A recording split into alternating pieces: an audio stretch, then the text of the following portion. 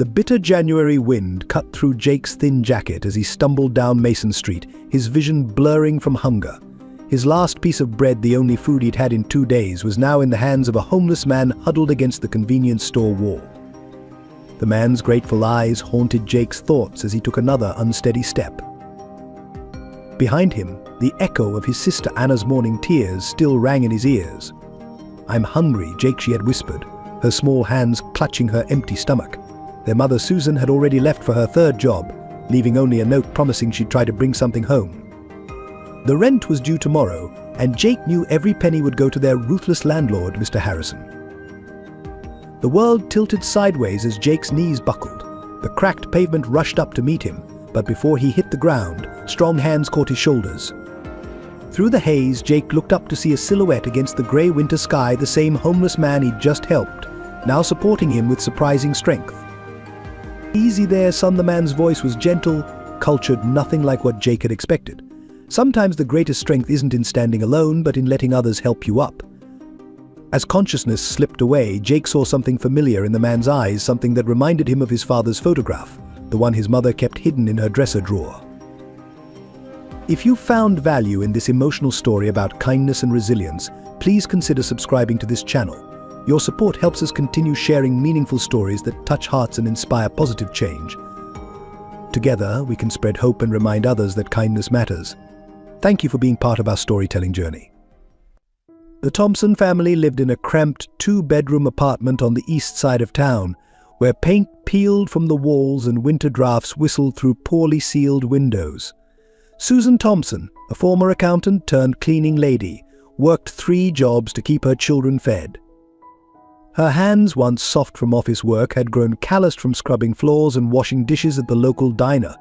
The proud woman who had graduated with honors now spent her evenings cleaning offices, her shoulders hunched under the weight of unpaid bills and mounting debts. Jake, her 14-year-old son, had inherited his mother's determination and his late father's gentle heart.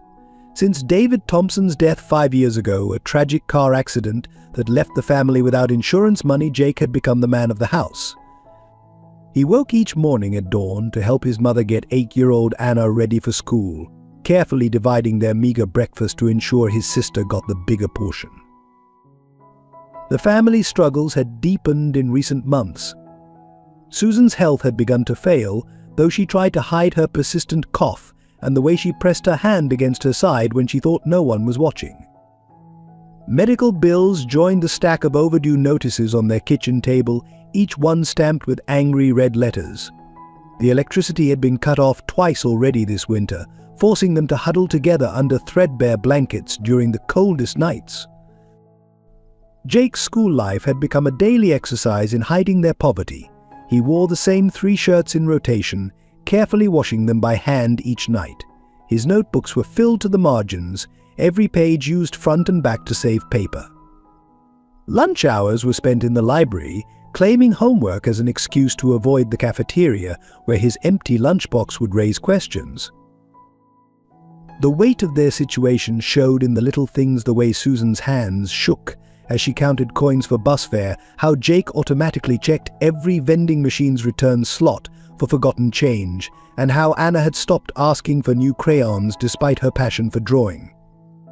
Their dinner conversations had become exercises in optimism, each family member finding small victories to share a good grade on Jake's math test, extra $1 in tips for Susan, or a gold star on Anna's artwork.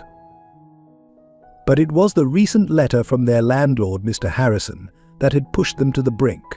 The rent would be increasing by 30% next month, an impossible sum for their already stretched budget. Susan had pleaded for mercy, offering to clean the building's common areas in exchange for a smaller increase. Harrison's response had been cruel. "This isn't a charity, Mrs. Thompson. Either pay the new rate or find somewhere else for your brats to live." That night, Jake had found his mother crying in the kitchen, illuminated by their last working light bulb. The letter lay crumpled on the table, and beside it sat a small velvet box, the one that held her wedding ring. "I'm sorry," she had whispered when she saw him, quickly wiping her eyes. "Everything will be fine, sweetheart. We'll figure something out." But Jake had seen the classified ads circled in the newspaper cache for gold highlighted in desperate pencil marks. In their small bedroom, Anna slept peacefully, unaware of the crisis looming over their family. Her stuffed bear, a last gift from their father, was clutched tightly in her arms, its fur worn thin from years of tears and hugs. On the wall above her bed hung dozens of her drawings, each one depicting their family holding hands, smiling, standing in front of a house with a red door and flowers in the window. It was Anna's dream house, the one she believed they would have when things get better. Jake stood in the doorway, watching his sister sleep, making a silent promise to protect her from the harsh realities of their world. Tomorrow would bring another day of challenges, of hiding their struggles, of finding ways to keep hope alive.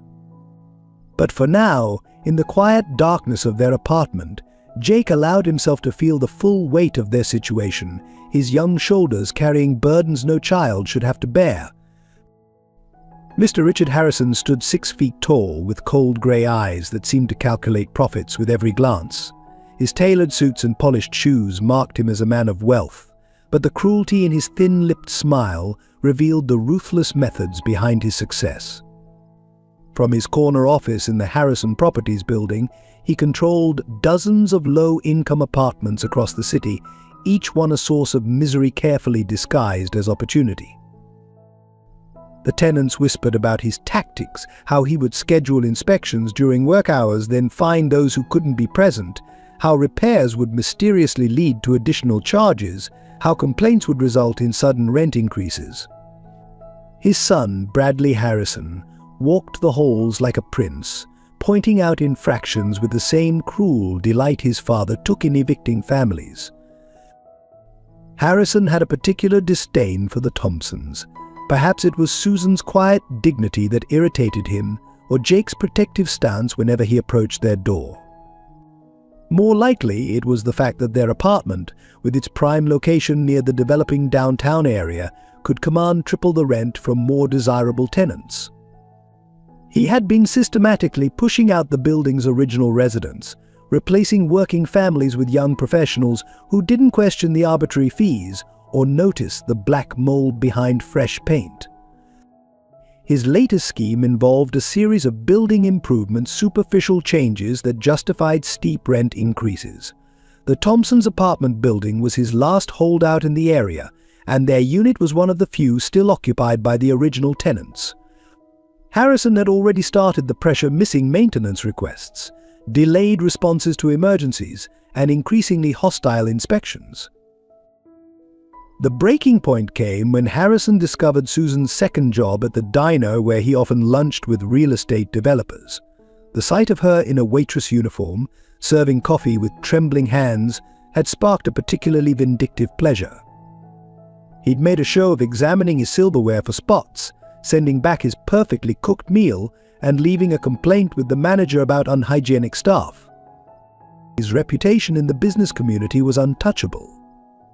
Local politicians enjoyed generous donations from Harrison Properties, and city inspectors found their pockets lined with cash after overlooking code violations. Even the local newspaper had buried stories about tenant complaints after Harrison threatened to pull his advertising. Bradley Harrison, at 17, was learning his father's trade well. He took particular pleasure in tormenting Jake at school, where their paths crossed in the hallways of Roosevelt High. The expensive watch on Bradley's wrist cost more than 6 months of the Thompsons' rent, a fact he loved to point out while shoving Jake into lockers or knocking books from his hands. The father-son duo had recently devised a new plan to force the remaining tenants out. They would cite a false bedbug infestation, require all residents to pay for expensive treatments, and use any non-payment as grounds for eviction. The notice would go out next week, giving families like the Thompsons an impossible choice: find money they didn't have or find themselves homeless. Harrison kept meticulous records of his machinations in a leather-bound ledger locked in his office safe. Each page detailed a family broken, a dream crushed, a profit made.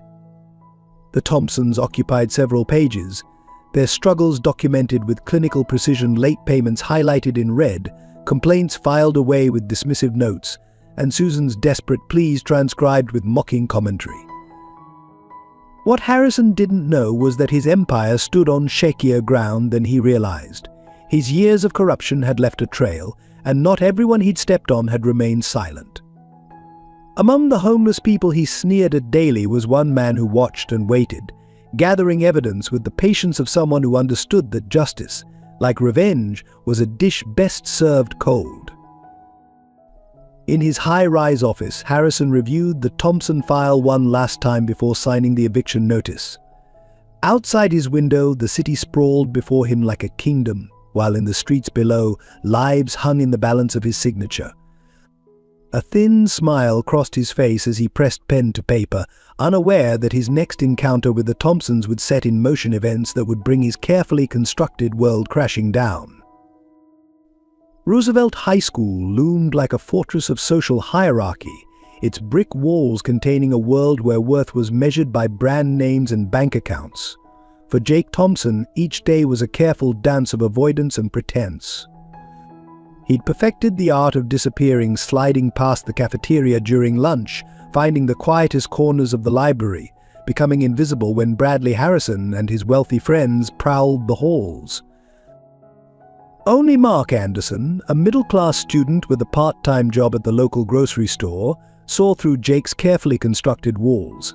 Their friendship had begun a year ago when Mark caught Jake picking up discarded apple cores from the cafeteria trash.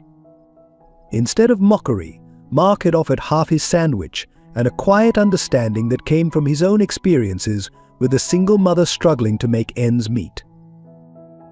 Mark became Jake's shield in the hostile environment of Roosevelt High. He'd casually block Bradley's path when the bully approached, share his textbooks when Jake couldn't afford them, and create distractions when teachers asked about missing homework assignments. Their friendship was built on unspoken understanding and small acts of kindness that made survival possible. The social dynamics at Roosevelt were brutal in their clarity. Students like Bradley Harrison occupied the top tier, their expensive cars filling the best parking spots, their designer clothes setting trends others couldn't afford to follow. The middle ground belonged to students like Mark, neither rich nor poor enough to draw attention. Then there were the invisible ones like Jake, whose poverty made them targets for ridicule and isolation. Teachers turned a blind eye to the bullying, aware that the Harrison family's donations funded many school programs. When Bradley accidentally spilled coffee on Jake's only winter coat, the principal merely suggested Jake should be more careful about where he walked. When Jake's art project, a carefully crafted sculpture he'd worked on for weeks using salvaged materials, was destroyed, the teacher simply marked it as incomplete. Despite these challenges, Jake maintained his dignity and even excelled in his studies. His math teacher, Mrs. Reynolds, secretly left granola bars in his desk after noticing how his hands shook during morning classes. The school librarian, Mr. Peterson, would conveniently forget to charge late fees when Jake needed extra time with textbooks he couldn't afford to buy. The worst moments came during class discussions about family vacations or weekend plans. Jake would sit silently, unable to contribute stories about movies he couldn't see or restaurants he'd never visit. His classmates' casual mentions of allowances larger than his family's monthly income felt like personal attacks, though he knew they weren't intended that way. In art class, Jake's talent shone through despite his limited supplies. He created masterpieces with stubby pencils and borrowed paper, his drawings often depicting scenes of hope and resilience. His art teacher, Ms. Martinez, recognized his gift and quietly supplied him with extra materials, claiming they were leftovers that would otherwise be thrown away. Through it all, Mark stood by him, a steady presence that made school bearable. They shared dreams on the walk home, Mark's plans to become a mechanic, Jake's hope of someday being able to help other families like his own. Their friendship was proof that kindness could exist even in the harshest environments, that not everyone judged worth by the price of one's clothes or the size of one's house. But as winter deepened and the Harrisons' pressure on Jake's family intensified, even this friendship would be tested. The coming weeks would reveal who truly stood by their principles when facing difficult choices, and what loyalty meant in a world where money often spoke louder than truth. On a grey Tuesday morning, Mr. Harrison's ultimatum arrived in the form of a certified letter. Susan Thompson's hands trembled as she opened the envelope at her kitchen table, the morning light casting harsh shadows across her exhausted face. The letter was typed on expensive letterhead, each word a calculated blow to their already fragile existence. Dear Mrs. Thompson, due to necessary building improvements and market adjustments, your monthly rent will increase by 75% effective immediately. Additionally, a mandatory pest control treatment fee of $2,000 is required within 72 hours. Failure to comply with either requirement will result in immediate eviction proceedings. The letter continued with legal jargon and thinly veiled threats, but Susan could read no further. Her coffee grew cold as she calculated and recalculated impossible numbers. Even working around the clock, she couldn't generate the required funds in 3 days. The current rent already consumed most of her income, leaving barely enough for food and Anna's medications. Jake found her still sitting there when he emerged from the bedroom he shared with Anna. One look at her face told him everything. Without a word, he picked up the letter, his young face hardening as he read. The amount demanded was more than their entire family had seen in months. Behind him, Anna appeared in her worn pajamas, clutching her teddy bear, too young to understand but old enough to sense the tension in the room. Mum Jake's voice cracked slightly. We can't let him do this. There must be something. Susan wiped her eyes quickly, forcing a smile for Anna's benefit. Go get ready for school, sweetheart. Everything will be fine, but the tremor in her voice betrayed her certainty that nothing would be fine. That afternoon, Mr. Harrison made a personal appearance at their door, his expensive cologne filling the narrow hallway.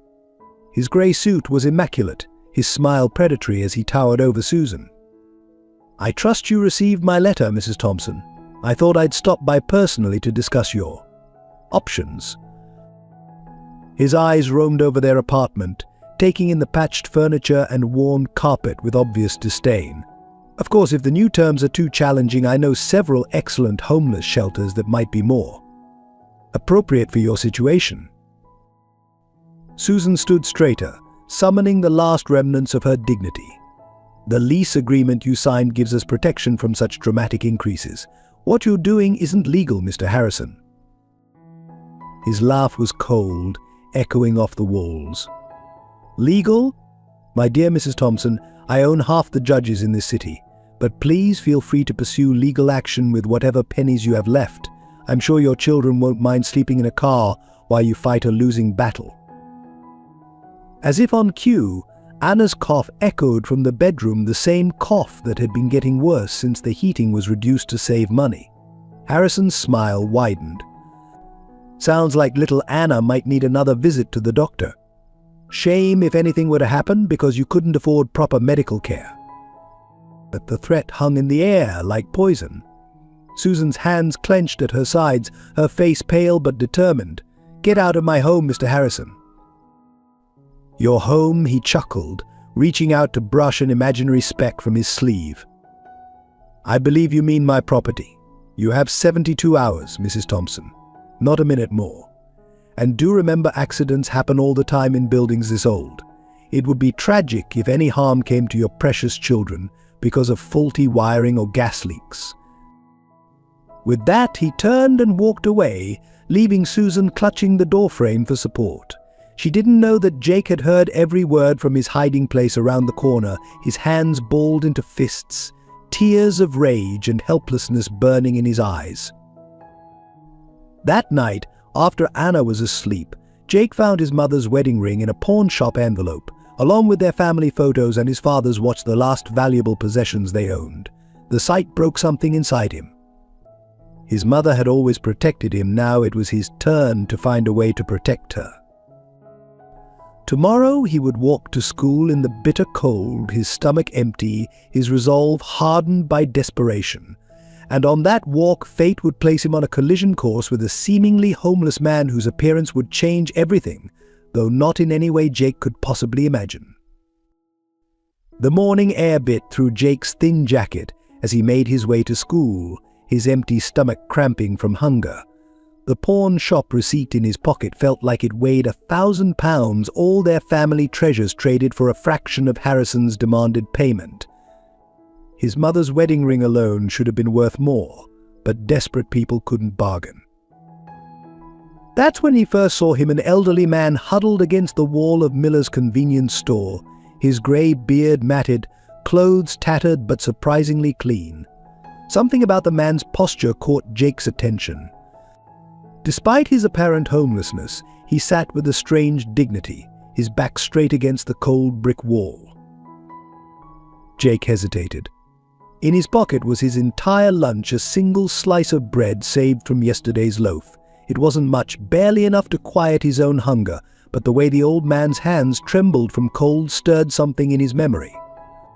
His father used to say that true character showed in how you treated others when you had nothing left to give. "Excuse me," Sir Jake's voice was barely above a whisper as he approached. The man looked up and Jake was struck by his eyes, sharp, intelligent, and somehow familiar. Would you like some bread?" The man studied Jake for a long moment, his gaze taking in the worn shoes, the frayed jacket, the obvious signs of poverty. "You don't have much yourself, son," he said, his voice surprisingly cultured. "Why offer it to a stranger?" Jake swallowed hard, fighting back tears of exhaustion and hunger. "Because my sister had nothing for breakfast this morning and I couldn't help her, but maybe I can help you." The man's expression softened. "What's your name, young man?" Jake Thompson." Something flickered in the man's eyes, recognition, but it passed so quickly Jake thought he'd imagined it. The man held out his hand, weathered but clean. "Walter, my name is Walter." Jake placed the bread in Walter's outstretched hand, noticing how the man's fingers were free of dirt despite his apparent situation. Walter broke the bread in half, offering a portion back. "Share it with me." Jake shook his head. "Please take it all. I need to get to school anyway." Walter wrapped the bread carefully in a surprisingly clean handkerchief. "Sometimes, Jake, the greatest gifts come from those who have the least to give. Tell me, why are you so hungry? Is there no food at home?" The question was gentle, but it broke something in Jake. Before he knew it, he was telling Walter everything: the landlord's threats, his mother's exhaustion, Anna's worsening cough, the pawned wedding ring. The words poured out like a river, carrying years of pain and worry. Walter listened intently, his eyes growing harder with each detail about Harrison's tactics. He asked careful questions about dates, amounts, specific threats made. Jake was too caught up in finally sharing his burden to notice how Walter's questions seemed focused and purposeful, or how he occasionally made subtle notes in a small notebook that appeared from his ragged coat. "Harrison Properties," Walter mused, his tone carrying an edge Jake couldn't quite identify. "Richard Harrison has quite a reputation in this town." "You know him?" Jake asked, surprised. Walter's smile was mysterious. "I know many things about Mr. Harrison that he'd prefer stayed hidden. But tell me more about your family, Jake. Your father, what happened to him?" Jake's throat tightened. "Car accident, 5 years ago. They said it was brake failure, but we couldn't afford to investigate. Mr. Harrison bought our old house at auction right after said Dad had taken a second mortgage we didn't know about." Walter's hand clenched briefly, his knuckles whitening. "Brake failure," he repeated softly, his voice carrying a weight Jake couldn't understand. "And Harrison acquired your house. How?" "Convenient for him." The school bell rang in the distance, making Jake jump. "I'm late. I'm sorry, I have to go." "Of course," Walter said, rising with surprising grace for a supposedly homeless man. "Thank you for the bread, Jake, and for sharing your story. Perhaps we'll meet again soon." As Jake hurried away, he didn't see Walter pull out a phone from beneath his ragged coat, nor hear him speak quietly into it, "Find everything we have on David Thompson's accident, and get me Harrison's banking records from that year. It's time we ended this." The bread Jake had given away would prove to be more than just an act of kindness. It was the key that would unlock a chain of events leading to justice long delayed. But for now, he ran to school, his stomach empty but his heart somehow lighter for having shared his burden, unaware that the mysterious Walter was much more than he appeared to be. That evening, Jake's sacrifice began to take its toll. His hands shook as he tried to complete his homework, the words swimming before his eyes. The hunger had moved beyond mere discomfort, becoming a gnawing pain that made it hard to think. His mother noticed his pallor at dinner, where he pretended to eat the small portion of soup while secretly sliding most of it into Anna's bowl. "Jake, you're not eating," Susan whispered after Anna had gone to bed. "I saw what you did with your soup." "I'm fine, Mom. I had a big lunch," he lied, avoiding her eyes. The guilt of deception weighed heavily, but not as heavily as the thought of his family's suffering. The next morning brought unexpected consequences. As Jake walked his usual route to school, he noticed something different. The spot where Walter had sat was empty, but a small paper bag rested against the wall. His name was written on it in elegant handwriting that seemed out of place in their rundown neighborhood. Inside, he found a carefully wrapped sandwich, an apple, and a note: "Kindness deserves kindness in return. Watch for me, Jake. Things are about to change." The handwriting was the same as on the bag, but something about its precision made Jake pause. This wasn't the scrawl of a homeless man. At school, the day took a darker turn. Bradley Harrison cornered him in the hallway, his expensive watch glinting as he shoved Jake against the lockers. "Heard my dad paid your family a visit," he sneered. "Better start packing, charity case. Those shelters fill up fast in winter." Mark stepped in, his normally friendly face hard with anger.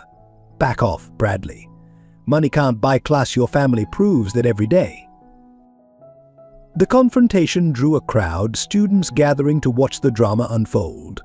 Bradley's face reddened with rage. "At least my dad's alive to pay bills," he spat at Jake. "Unlike yours, who was stupid enough to drive with bad brakes." Jake's vision went red. For the first time in his life, he launched himself at a bully, his fist connecting with Bradley's jaw. The bigger boy staggered back, more surprised than hurt. What followed was chaos, a flurry of fists, shouts, and finally teachers pulling them apart. In the principal's office, the disparity in their worlds became painfully clear. Bradley sat with his father, Mr. Harrison's expensive suit and cold smile, a stark contrast to Jake's solitary presence. His mother couldn't leave work. A single missed shift could mean no electricity next week. Given Mr. Harrison's generous contributions to our school, the principal began, nervously adjusting his tie, and considering Bradley's clean record, we'll consider this a misunderstanding. However, Jake, any further violent incidents will result in immediate expulsion. "He insulted my dead father," Jake protested, his voice breaking. Perhaps Mr. Harrison interjected smoothly. "If your father had been more responsible with his finances, you wouldn't be so sensitive about your situation." Jake stared at Harrison, seeing something in his smile that made his blood run cold. The accident, the mysterious second mortgage, Harrison buying their house, pieces of a puzzle he couldn't quite solve, began shifting in his mind. Walking home that afternoon, suspended for 3 days, despite Bradley receiving no punishment, Jake's world felt like it was crumbling. The suspension meant he'd miss his weekly math test, the one subject where his grades had remained strong enough to keep his dream of a scholarship alive. He found himself back at the convenience store wall, looking for Walter, needing someone to talk to who might understand. Instead, he found another note: "Look deeper into your father's accident. Harrison Properties acquired 7 homes that year through similar accidents. Stay strong, Jake. Justice takes time, but it comes to those who deserve it." The note left him with more questions than answers. Who was Walter really? How did he know about the other accidents? And why did he seem so interested in the Harrisons? At home, Jake found his mother sitting at the kitchen table, her face in her hands. An eviction notice lay before her, dated 2 days earlier than Harrison's promised deadline. They had less than 24 hours to pay or leave. Mum, Jake started, but Susan raised her hand, stopping him. "The pawn shop money isn't enough," she whispered. "Not even close. I don't know what we're going to do." Outside their window, snow began to fall, the first flakes of a winter storm that would change everything. Somewhere in the city, Walter was setting plans in motion that would shake the Harrison empire to its foundations. But for now, the Thompsons faced their darkest hour, unaware that Jake's simple act of sharing bread with a stranger had already set wheels of justice turning. The revelation came during the worst snowstorm of the year. The Thompson family huddled in their apartment, watching wet snow pile against their windows while the heating sputtered and failed another of Harrison's maintenance issues.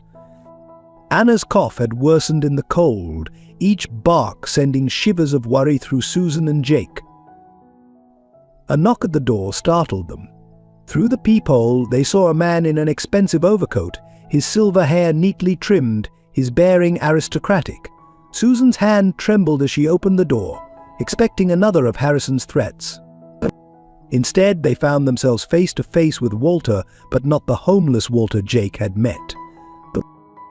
This Walter stood straight and commanding, his transformation complete. Gone were the ragged clothes and matted beard, replaced by the polished appearance of old money and power.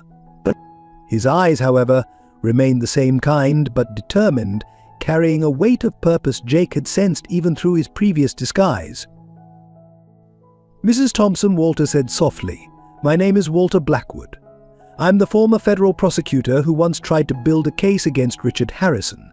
More importantly, I was your husband's best friend in law school, before life took us in different directions."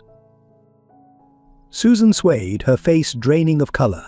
Jake caught his mother's arm, helping her to a chair as Walter continued, his voice gentle but firm. "I've spent the last 5 years investigating Harrison's real estate empire, gathering evidence, following the trail of destroyed lives. Your husband's death was what started my investigation, but it wasn't the end." He opened his briefcase, pulling out folders thick with documents. Harrison's pattern is always the same. He identifies properties he wants, arranges accidents or financial crises for the owners, then swoops in to buy at fraction of their worth. Your husband discovered this scheme just before his death. The brake lines on his car didn't fail by accident. The truth hit Jake like a physical blow. His father's death, their lost home, years of poverty, all orchestrated by Harrison. He remembered Bradley's taunt about the brakes, the cruel smile on Mr. Harrison's face in the principal's office. His hands clenched into fists as anger warred with shock. "Why?" Susan whispered, her voice breaking. "Why tell us this now? Why the disguise?" Walter's expression softened, "Because I needed to understand who Jake had become. David always said his son had his heart, that same instinct to help others even at personal cost. When I saw Jake give away his last piece of bread, not knowing who I was, I knew he was right." He turned to Jake, his eyes full of pride and sadness. "Your father would be so proud of you, son. That simple act of kindness proved you inherited his character, his moral compass. It also gave me the final piece I needed, proof that Harrison is still using the same tactics, still destroying families for profit." From his briefcase, Walter produced more documents, bank statements, property records, and most damning of all, maintenance logs showing deliberate sabotage of heating systems and other utilities. Harrison's gotten bolder, sloppier. He didn't realize I've had investigators documenting everything, building a case that will bring down his entire operation. Anna's cough interrupted the moment, a harsh reminder of their immediate crisis. Walter's face hardened with resolve. "But legal justice takes time, and you need help now. That's why I'm here, not just as an investigator, but as your father's friend, offering the help I should have given years ago." He placed a check on the table, enough to cover 6 months' rent and utilities. "This isn't charity," he said firmly, seeing the protest forming on Susan's lips. Consider it an advance on the settlement Harrison will be paying once justice is served. More importantly, it's what David would have wanted me to do for his family." Susan's hands shook as she picked up the check, tears flowing freely now. "David never mentioned you," she said softly. "He protected everyone's privacy, even his best friends."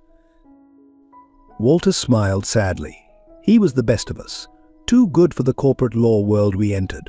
While I chose high-profile cases and Harrison chose wealth at any cost, David chose to help people who needed it most. His death pushed me to remember why I became a lawyer in the first place. Outside, the snow continued to fall, but inside the Thompson apartment, hope began to warm the cold air. Their immediate crisis might be averted, but bigger changes were coming, changes that would shake the foundations of Harrison's empire and bring long-delayed justice to countless families. Jake looked at Walter, seeing his father's friend beneath the powerful lawyer's exterior, understanding now why those eyes had seemed so familiar. "What happens next?" he asked, his voice steady despite the emotions churning inside. Walter's answer carried the weight of promised justice. "Next, we make Harrison answer for everything: your father, your home, every family he's hurt. But first, we need to get your heating fixed and make sure Anna sees a doctor. Together, we're going to right some very old wrongs." News of Walter Blackwood's involvement with the Thompson family spread through the community like wildfire. The sight of his sleek black car parked outside their building sparked intense speculation. For some neighbors, the presence of such obvious wealth brought out long-buried resentments and suspicions. The first signs of change came swiftly. A professional heating company arrived the next day, replacing their ancient system with a modern unit. Anna's prescription was filled at the pharmacy, where previously they'd been turned away for lack of funds. New windows were installed, properly sealed against the winter cold, and for the first time in years their apartment felt truly warm. But with these improvements came whispers. Mrs. Davis from apartment 3 billion, who had always shared her leftover casseroles with the Thompsons, now watched them with narrowed eyes. Suddenly they have money for new windows when they claimed they couldn't pay rent. She muttered to other neighbors. Something's not right there. At school, the atmosphere shifted dramatically. Students who had ignored Jake now sought his attention, their sudden friendship transparent and hollow. Bradley Harrison's crowd spread vicious rumors, tales of Susan Thompson entertaining wealthy men, of Jake involved in drug dealing, of Anna being used for sympathy in some elaborate scam. Mark remained steadfast, defending Jake against the gossip, but even he seemed somewhat overwhelmed by the changes. "They're just jealous," he assured Jake during lunch. "But you could tell me if something big was happening, right? We're still friends." The school administration's behavior underwent a remarkable transformation. The principal, who had so recently threatened Jake with expulsion, now stopped him in the hallway with an oily smile. "We're so pleased to see things improving for your family," he said, his eyes darting to the window where Walter's car waited. "Perhaps we should discuss your suspension. Surely there's no need for such harsh measures." Susan faced her own challenges at work. Her supervisor at the diner suddenly found fault with everything she did. "Guess you think you're too good for this job now," he sneered, cutting her hours without explanation. Her cleaning clients began cancelling, citing mysterious complaints, though she suspected Harrison's influence. The building's other residents, many facing similar struggles with Harrison, were divided in their reactions. Some saw hope in the Thompson situation, whispering questions about whether Walter might help them too. Others, worn down by years of hardship, viewed their good fortune with suspicion and resentment. Walter had warned them this might happen. "People are quick to judge what they don't understand," he'd said. "Harrison will use this, try to turn the community against you. It's part of his pattern: isolate, then destroy." His words proved prophetic when graffiti appeared on their apartment door one morning, fraud spelled out in angry red letters. Jake scrubbed it off before his mother could see, his hands shaking with anger and hurt. That afternoon he found his locker at school vandalized, his books soaked with water, pages torn. The final blow came during a parent-teacher conference. Susan arrived to find Bradley Harrison's mother holding court among other parents, her voice carrying deliberately. "I heard she's involved with some rich lawyer. After her husband's convenient accident, of course. Makes you wonder what really happened there." Susan walked out, tears streaming down her face, to find Jake waiting. He'd skipped his last class, worried about exactly this scenario. Mommy started, but she shook her head. "I can handle gossip," she said firmly. "What I can't handle is them suggesting your father, that I would ever." Her voice broke. That evening, Walter visited again, his face grave as they recounted the community's reaction. "This is why Harrison has stayed in power so long," he explained. "He exploits people's tendency to turn on each other in hard times. But we're going to change that narrative."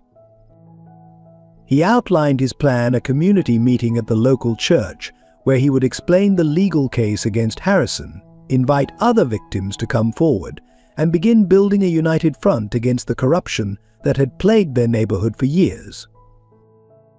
But more importantly, he added, looking at Jake, "We need to show them who you really are. The same boy who would give his last piece of bread to a stranger. That kind of character speaks louder than any rumors." Jake thought about this, remembering his father's words about standing tall when others tried to knock you down. "What can I do?" he asked. Walter smiled, the same smile Jake remembered from their first meeting. "Continue being exactly who you are. Keep helping others, even when they don't deserve it. Sometimes the best revenge is showing people the truth through your actions." As they discussed plans for the community meeting, none of them noticed the shadow that passed their window. Bradley Harrison, phone in hand, recording everything he could hear. His father would be very interested in this development, and the Harrisons had their own plans for the upcoming meeting.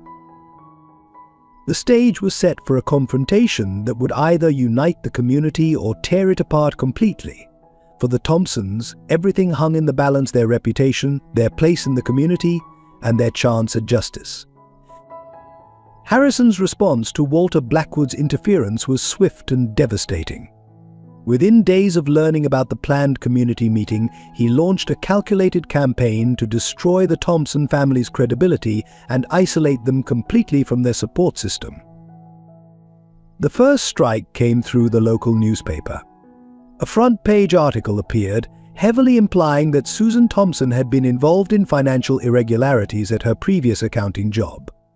The story was completely fabricated, but the damage was immediate. Her remaining cleaning clients cancelled, citing the need to protect their reputations. The diner fired her outright, the manager apologetically mentioning liability concerns. Next came the systematic harassment. Building maintenance workers began appearing at odd hours, insisting on emergency inspections that left their apartment in disarray. Anonymous calls to child services suggested Anna was being neglected, triggering invasive investigations that left the little girl terrified of strangers in suits. Bradley Harrison took the psychological warfare to school, armed with the recording from outside their window. Edited clips of Walter's visit, stripped of context, made it sound like the Thompsons were involved in a conspiracy to defraud local businesses. The whispers turned to open hostility. Jake found notes in his locker calling him a liar and a thief. Even Mark began to distance himself, confused and hurt by what seemed like evidence of deception. The community meeting, scheduled at First Baptist Church, faced unexpected obstacles. The church administrator called to cancel, citing plumbing emergencies that mysteriously appeared the day before. When Walter secured an alternate venue at the community center, anonymous complaints about code violations led to a last-minute shutdown. Harrison's masterstroke came in the form of a press conference on the steps of his downtown office. Flanked by local politicians and business leaders, he announced a community protection initiative aimed at preserving neighborhood integrity. His words were carefully chosen, painting himself as a defender against unnamed criminal elements threatening property values. "We must stand together against those who would exploit our community's generosity," Harrison declared, his expression a perfect mask of concern. those who cry poverty while secretly consorting with wealthy outsiders, those who claim victimhood while planning legal attacks against honest business owners. The message was clear to everyone who heard it. The Thompsons were being painted as manipulative frauds, and anyone who stood with them would face similar accusations. Former neighbors who had initially shown interest in speaking out about Harrison's abuses now hurried past their door, avoiding eye contact. Even Walter seemed temporarily stymied by the intensity of Harrison's counterattack. He's pulling out all the stops he admitted during a late-night strategy session. He must be more worried about our evidence than I thought. The pressure reached its peak when Jake arrived at school to find his art project for the upcoming exhibition destroyed. The carefully crafted sculpture, which depicted a community rising together against oppression, lay in pieces. Pinned to the wreckage was a note in Bradley's handwriting: "Frauds don't deserve to make art about justice." That afternoon, Bradley cornered Jake in the empty art room. "Dad says your father was asking too many questions before his accident," he taunted. "Says sometimes people need to learn when to keep their mouths shut. Maybe you should learn that lesson before something happens to your mom or that bratty sister." For the first time, Jake saw the true face of evil, not in Bradley's sneer, but in the casual way he threatened a family already haunted by one suspicious death. The realization that Harrison might have actually murdered his father, might still hurt his family, hit him with physical force. When Jake returned home, he found his mother sitting in the dark, holding Anna as she coughed. The heat was out again, despite the new system. The maintenance worker had claimed there was nothing wrong with it, even as their apartment grew colder. "Maybe we should just leave," Susan whispered, her voice hollow. "Start somewhere new. Your father would understand." Jake looked at his mother's defeated expression, at Anna's pale face, at the shadows threatening to swallow their hopes once again. Something inside him hardened into resolve. His father hadn't backed down when he discovered Harrison's crimes, and Jake wouldn't back down now. He picked up the phone and called Walter. "I want to tell my father's story," he said firmly. "At school, at the mall, anywhere people will listen. Harrison wins by making people afraid to speak up. So let's give them something worth speaking up about." Walter's voice carried a mix of pride and concern. "It's dangerous, Jake. Harrison's already shown what he's willing to do." "I know," Jake replied, watching his mother cradle Anna. "But Dad died trying to expose the truth. We owe it to him, and to every other family Harrison has hurt, to finish what he started." The decision was made. The Thompsons would stop reacting to Harrison's attacks and start fighting back. But as Jake hung up the phone, Bradley's threat echoed in his mind. The war for truth was about to become a battle for survival. The morning after Jake's decision to fight back, Harrison unleashed his most devastating attack yet. Police cars arrived at their apartment at dawn, lights flashing. Officers produced a warrant, citing anonymous tips about stolen property and fraud. They turned the small apartment upside down while neighbors watched from their doorways, whispering and recording with their phones. The officers found exactly what they were meant to find: an envelope of cash and jewelry planted during one of the maintenance inspections. Susan stood in shocked silence as they photographed the evidence, her face ashen as she recognized items recently reported stolen from wealthy homes she had cleaned. "Mrs. Thompson, you'll need to come with us," one officer said, his face professionally neutral. Jake watched in horror as they led his mother away in handcuffs, her only words a desperate plea: "Jake, take care of Anna. Call Walter." The scene played out exactly as Harrison had orchestrated. Channel 5 News arrived just in time to capture Susan's arrest, their report carefully crafted to imply her guilt. "Local cleaning lady accused of systematic theft from clients' homes," the headline read. "Sources suggest possible connection to organized crime." Social services arrived within hours. The caseworker, though sympathetic, was bound by protocol. "Without an approved guardian present, we'll need to place Anna in temporary care," she explained gently. Jake clung to his sister, who sobbed uncontrollably, her cough worsening with each heart-wrenching cry. Walter arrived just as they were preparing to take Anna. His legal credentials and quick thinking secured temporary guardianship, allowing both children to remain in the apartment under his supervision. But the damage to their reputation was complete. At school, Jake faced a gauntlet of cruel taunts and open hostility. Bradley Harrison held court by the lockers, loudly discussing how his father had always known the Thompsons were criminals teachers who had once shown sympathy now avoided eye contact. His art teacher, M.S. Martinez, was the only one who still treated him normally, quietly slipping him an encouraging note: truth always finds its way to light. Mark finally confronted Jake during lunch, his face troubled. "Why didn't you tell me what was really going on? My mom works in one of those houses. She could have lost her job if anyone thought she was connected to you guys." "It's not true," Jake protested. "Harrison planted that evidence. He's trying to stop us from exposing what he did to my dad." But Mark just shook his head. "I want to believe you, Jake. But everything looks really bad. Maybe we should take a break from hanging out for a while." The isolation grew more profound each day. Their neighbors posted a petition demanding their eviction. The local grocery store clerk watched them suspiciously, checking every item against their receipt. Anna's teacher suggested she might be happier at another school. Walter worked tirelessly on Sue's case, but Harrison's influence ran deep. Evidence disappeared from police lockup. Witnesses changed their statements. The judge assigned to the case had received generous donations from Harrison Properties for his re-election campaign. Jake spent his evenings caring for Anna, trying to maintain some normalcy while their mother sat in jail. He helped with her homework, made simple meals from their dwindling supplies, and held her through nightmares. During the day, he collected evidence of his own recording conversations, photographing documents, building a record of Harrison's systematic destruction of their lives. The final blow came when someone spray-painted thieves across their apartment door in bright red letters. Anna burst into tears at the sight, but Jake just grabbed a bucket and started scrubbing. As he worked, elderly Mrs. Chen from next door quietly joined him, bringing her own cleaning supplies. "I remember your father," she said softly, scrubbing alongside him. "He helped me when Harrison tried to evict me 5 years ago. He was a good man."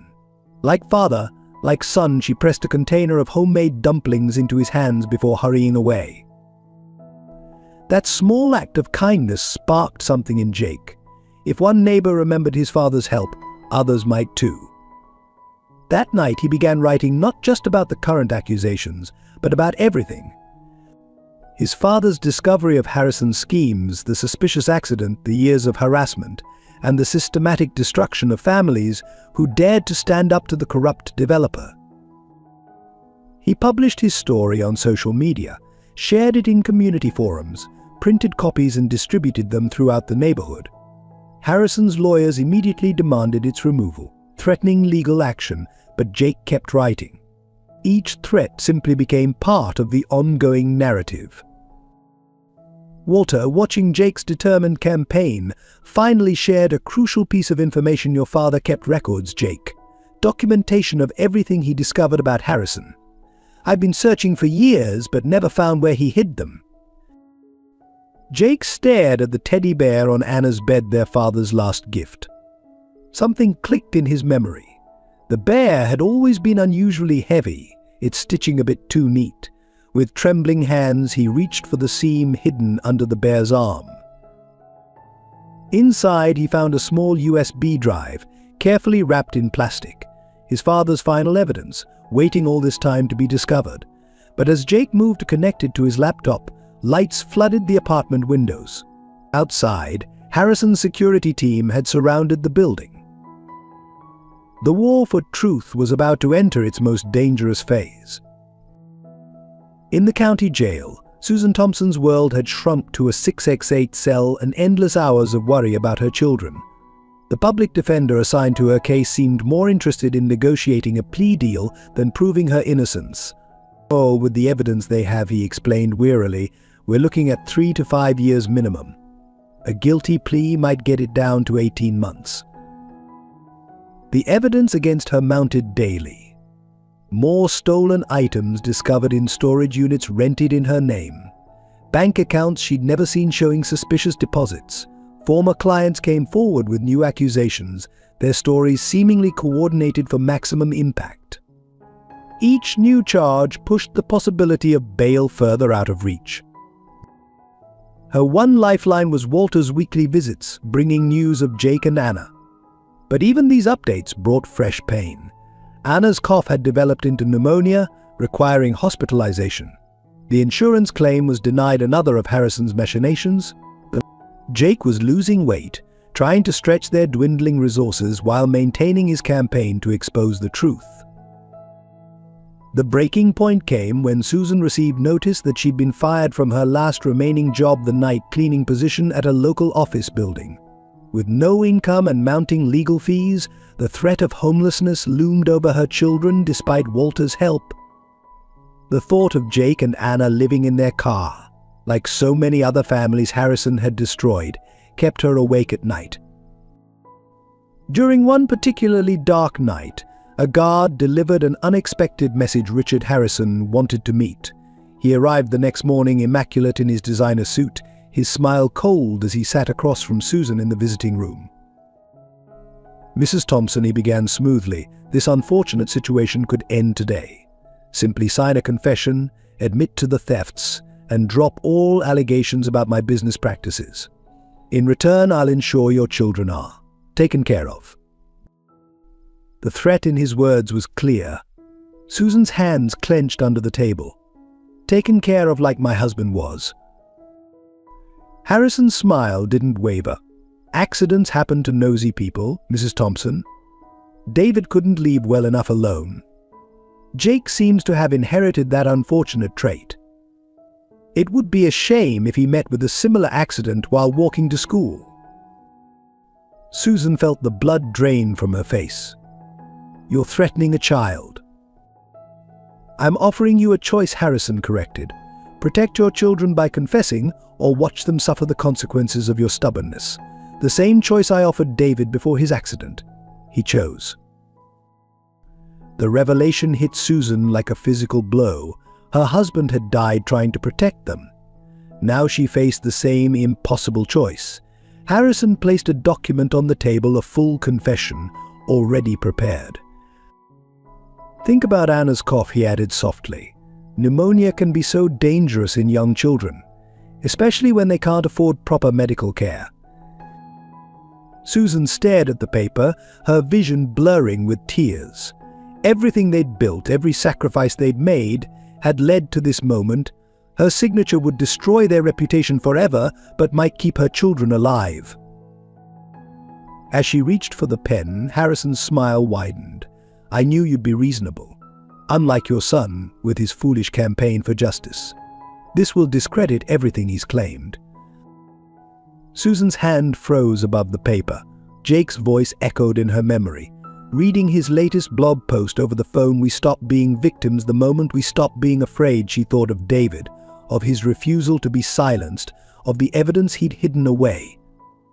Looking directly into Harrison's eyes, she tore the confession in half. "My husband died fighting you. My son risks everything to expose you. I won't betray either of them." Harrison's facade cracked, showing the rage beneath. "Then you've sentenced them to suffer. By the time I'm done, no one in this town will help your family. Jake's evidence will disappear. Anna's medical care will mysteriously fail, and you'll watch it all happen from behind bars." He stood, straightening his tie. "Remember this moment, Mrs. Thompson. Remember that you chose this." After he left, Susan broke down, her sobs echoing off the cell walls. She had just chosen principles over her children's safety. But as her tears dried, determination replaced despair. Harrison had revealed too much in his arrogance. His threats against Jake, his admission about David's death, all recorded by the visiting room cameras. She requested paper and a pen, beginning a detailed account of Harrison's visit. If he was going to destroy her family, she would ensure there was a record. Every threat, every admission would be documented. She couldn't protect her children directly, but she could add her voice to Jake's growing chorus of truth. At night, in her cell, Susan whispered a prayer for her family's safety and a promise to her late husband. They would not be silenced. They would not be broken. The truth would come out, no matter the cost. Anna's condition deteriorated rapidly in the county hospital's crowded pediatric ward. The pneumonia resisted initial treatments, her small body racked by coughing fits that left her gasping for air. Jake spent every possible moment by her bedside, watching helplessly as his sister fought for each breath. The hospital staff seemed strangely reluctant to provide more than basic care. Tests were delayed, specialists were mysteriously unavailable, and prescribed medications were frequently out of stock. Jake overheard a nurse mentioning pressure from the hospital board to minimize resources allocated to certain patients. Walter worked frantically to combat Harrison's influence, but the corruption ran deeper than anyone had imagined. The hospital's main wing bore the Harrison family name, a result of generous donations that bought control over medical decisions. Even doctors who wanted to help were constrained by administrative roadblocks. "Your sister needs specialized treatment," Dr. Sarah Reynolds whispered to Jake during a quiet moment. "But every request I submit gets denied. Someone's blocking everything I try to do." She slipped him a prescription, adding, "I know a pharmacy that might help," off the record. The medication would cost more than they had. Jake started selling everything of value, from their apartment, his father's old books, his mother's jewelry box, even his own winter coat. Each sale brought in only a fraction of what they needed, but Anna's worsening condition drove him to desperate measures. Meanwhile, the USB drive from the teddy bear revealed the devastating scope of Harrison's crimes. David Thompson had documented everything: forged documents, manipulated accident reports, bribes paid to officials, and a complex network of shell companies used to hide illegal activities. But without access to secure computers or legal help, Jake couldn't risk uploading the files. Harrison's tech team would trace it immediately. Bradley Harrison chose this moment to strike another blow. He cornered Jake in the hospital parking lot, flanked by his usual followers. "Dad says to give him the drive," he sneered. "Or maybe Anna's oxygen levels might drop tonight. Machines malfunction all the time." For the first time, Jake saw real evil in Bradley's eyes, the same cold calculation he'd seen in Mr. Harrison. The threat against Anna wasn't just bullying, it was a genuine warning. The Harrison family would stop at nothing to protect their empire. That night, Anna's fever spiked dangerously high. The night nurse, unfamiliar with her case, seemed indifferent to Jake's pleas for help. Through the haze of fever, Anna clutched her brother's hand. "I want Mum," she whimpered. "Why can't Mum come?" Jake held his sister, feeling the heat radiating from her small body, watching the inadequate medication drip slowly through her IV. He thought of his mother in jail, of his father's hidden evidence, of Harrison's seemingly untouchable power. Something had to break.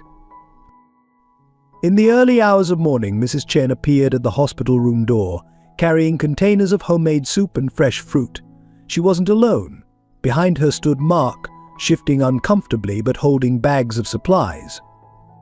"My mum read your blog," he said quietly.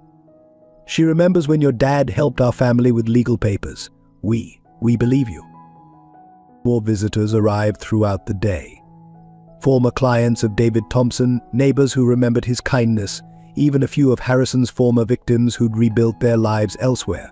Each brought what they could: food, clothes, small amounts of money, and most importantly, their stories. Jake recorded everything, building a comprehensive record of Harrison's decades-long campaign of destruction. But with each new story, his anger grew. How many families had been broken? How many lives destroyed? The evidence on the USB drive could end it all, but using it might sign Anna's death warrant. Walter arrived that evening, his face grave. "Harrison's making his move," he reported. "He's filed for immediate eviction, claiming criminal activity voids your lease.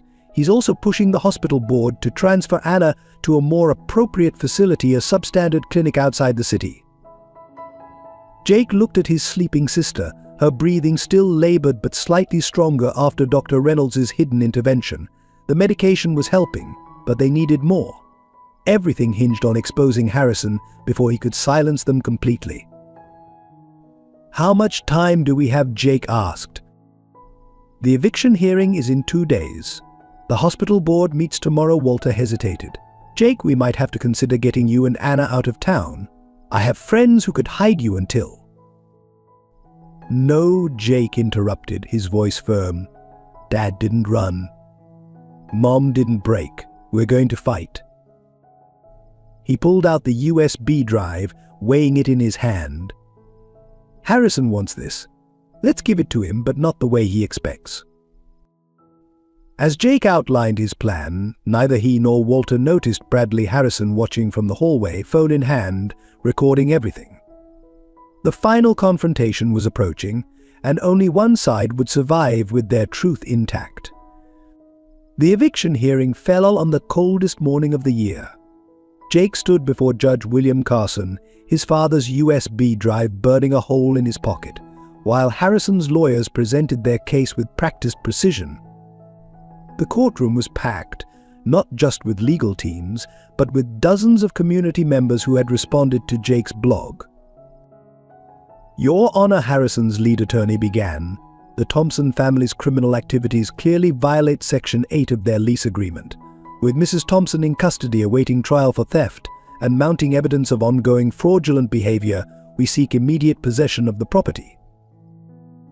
The evidence seemed overwhelming: photographs of the planted stolen items, bank statements showing suspicious transactions, even surveillance footage carefully edited to suggest illegal activities. Jake watched the judge's expression grow increasingly stern, knowing their entire plan hinged on the next few moments. Walter stood to object, but before he could speak, the courtroom doors burst open. Susan Thompson entered, escorted by her prison guards, her presence unexpected but commanding. Behind her came Dr. Reynolds, clutching medical records, and most surprisingly Mrs. Harrison herself, Bradley's mother, her face set with grim determination. "Your Honor," Walter addressed the court, "we have evidence that will not only exonerate the Thompson family, but expose a pattern of criminal behavior by Harrison Properties that extends back over a decade, including the orchestrated death of David Thompson." Richard Harrison's face remained impassive, but Jake caught the slight tightening of his jaw. Bradley, sitting behind his father, shifted nervously, his phone clutched in his hands. The judge, noting the unusual assembly of witnesses, leaned forward with interest. "Before we proceed," Harrison interrupted smoothly, "I should mention that young Anna Thompson's condition has taken a turn for the worse. Perhaps we should delay these proceedings so her brother can attend to her." The threat in his voice was subtle but clear.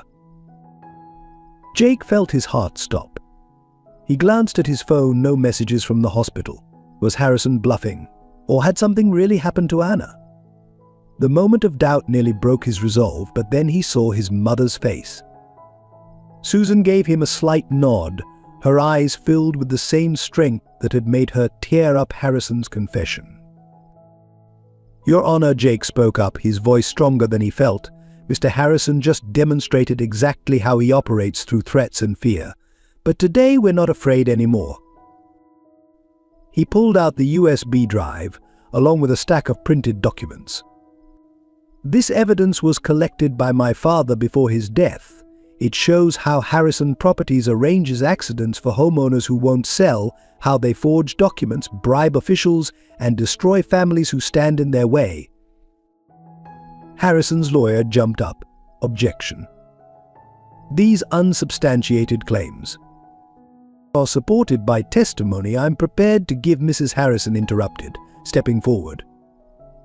The courtroom gasped. Richard Harrison turned to stare at his wife, genuine shock breaking through his composed facade. "Margaret, what are you doing?" he hissed. "What I should have done years ago," she replied clearly. "I'm telling the truth about David Thompson's death, about all the families you've destroyed, about everything." Bradley stood up, his face red. "Mom, you can't." "Sit down, Bradley," she snapped. "I've watched you become just like your father, hurting people without conscience. It ends today." Judge Carson banged his gavel for order as the courtroom erupted in chaos. "Mr. Blackwood, are you prepared to present this evidence?" Walter stepped forward with a laptop. "Your Honor, we have documented proof of over 30 cases of fraud, orchestrated accidents, and wrongful evictions. We also have Mrs. Harrison's sworn statement about David Thompson's murder and testimony from hospital staff about recent attempts to deny medical care to Anna Thompson as leverage." The judge's face darkened as he reviewed the initial documents. "Mr. Harrison, do you have any response to these allegations?" Harrison stood, straightening his tie. "Your Honor, these are clearly fabricated." "That's a lie," a new voice rang out. Everyone turned to see Bradley Harrison standing, his phone held out. "I have recordings. Dad threatening the Thompsons, ordering Anna's care blocked, everything. I recorded it all." His father's face contorted with rage. "Bradley, shut your mouth." "No, Dad. I watched you try to kill a little girl to protect your secrets." "I'm done." Bradley walked forward, holding out his phone to the judge. "Everything's here, including what really happened to Mr. Thompson." The courtroom fell silent as Judge Carson reviewed the recordings. Finally, he looked up, his expression thunderous. "Bailiff, take Mr. Harrison into custody. Mrs. Thompson, you are released to the custody of Mr. Blackwood pending review of your case. And someone get the district attorney in here immediately." As the bailiff approached, Harrison made one last desperate move. "If I go down, everyone goes down. Every judge I've bribed, every official I bought." "That's enough." The judge's gavel crack echoed like a gunshot. "Mr. Harrison, you have the right to remain silent. I strongly suggest you use it." Jake watched as Harrison was led away in handcuffs, his empire crumbling around him. But his victory felt hollow as he checked his phone again, worried about Anna. That's when he saw the message from Dr. Reynolds' new treatment approved. "Anna's responding well. She's asking for you." The war wasn't over. There would be trials, testimonies, and challenges ahead. But in that moment, watching his mother walk free and Harrison face justice, Jake felt his father's presence. They had done it. The truth had finally come to light. Just as victory seemed within reach in the courtroom, Jake's phone lit up with an urgent message from the hospital. Anna's condition had deteriorated drastically. Despite Harrison's arrest, his influence still poisoned the hospital administration. Orders had been given to transfer her to an ill-equipped facility on the outskirts of town, a final act of vengeance from a falling titan. Dr. Reynolds was fighting the transfer order, but hospital security was already preparing to move Anna. "They're claiming it's a capacity issue," she explained breathlessly when Jake and Susan arrived. "But they're moving her to a facility that doesn't even have proper respiratory equipment. In her condition, it could be fatal." Anna lay pale and still in her hospital bed, oxygen mask fogging with each labored breath. The pneumonia had spread to both lungs and her fever burned dangerously high. Susan, seeing her daughter for the first time since her arrest, broke down at the bedside. "My baby," she whispered, touching Anna's burning forehead. "What have they done to you?" Hospital security arrived, accompanied by an administrator with transfer papers. "This isn't a request," the administrator stated coldly. "The board's decision is final. Either she goes voluntarily, or we'll be forced to remove her." Walter rushed in with a court order, but the administrator merely glanced at it and smiled. "This order's jurisdiction doesn't cover internal hospital policies. We have complete discretion over patient transfers." But Jake watched his sister's oxygen levels dropping on the monitor, each number bringing them closer to disaster.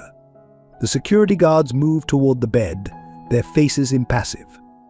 Susan stood her ground, placing herself between them and Anna. "You'll have to go through me first."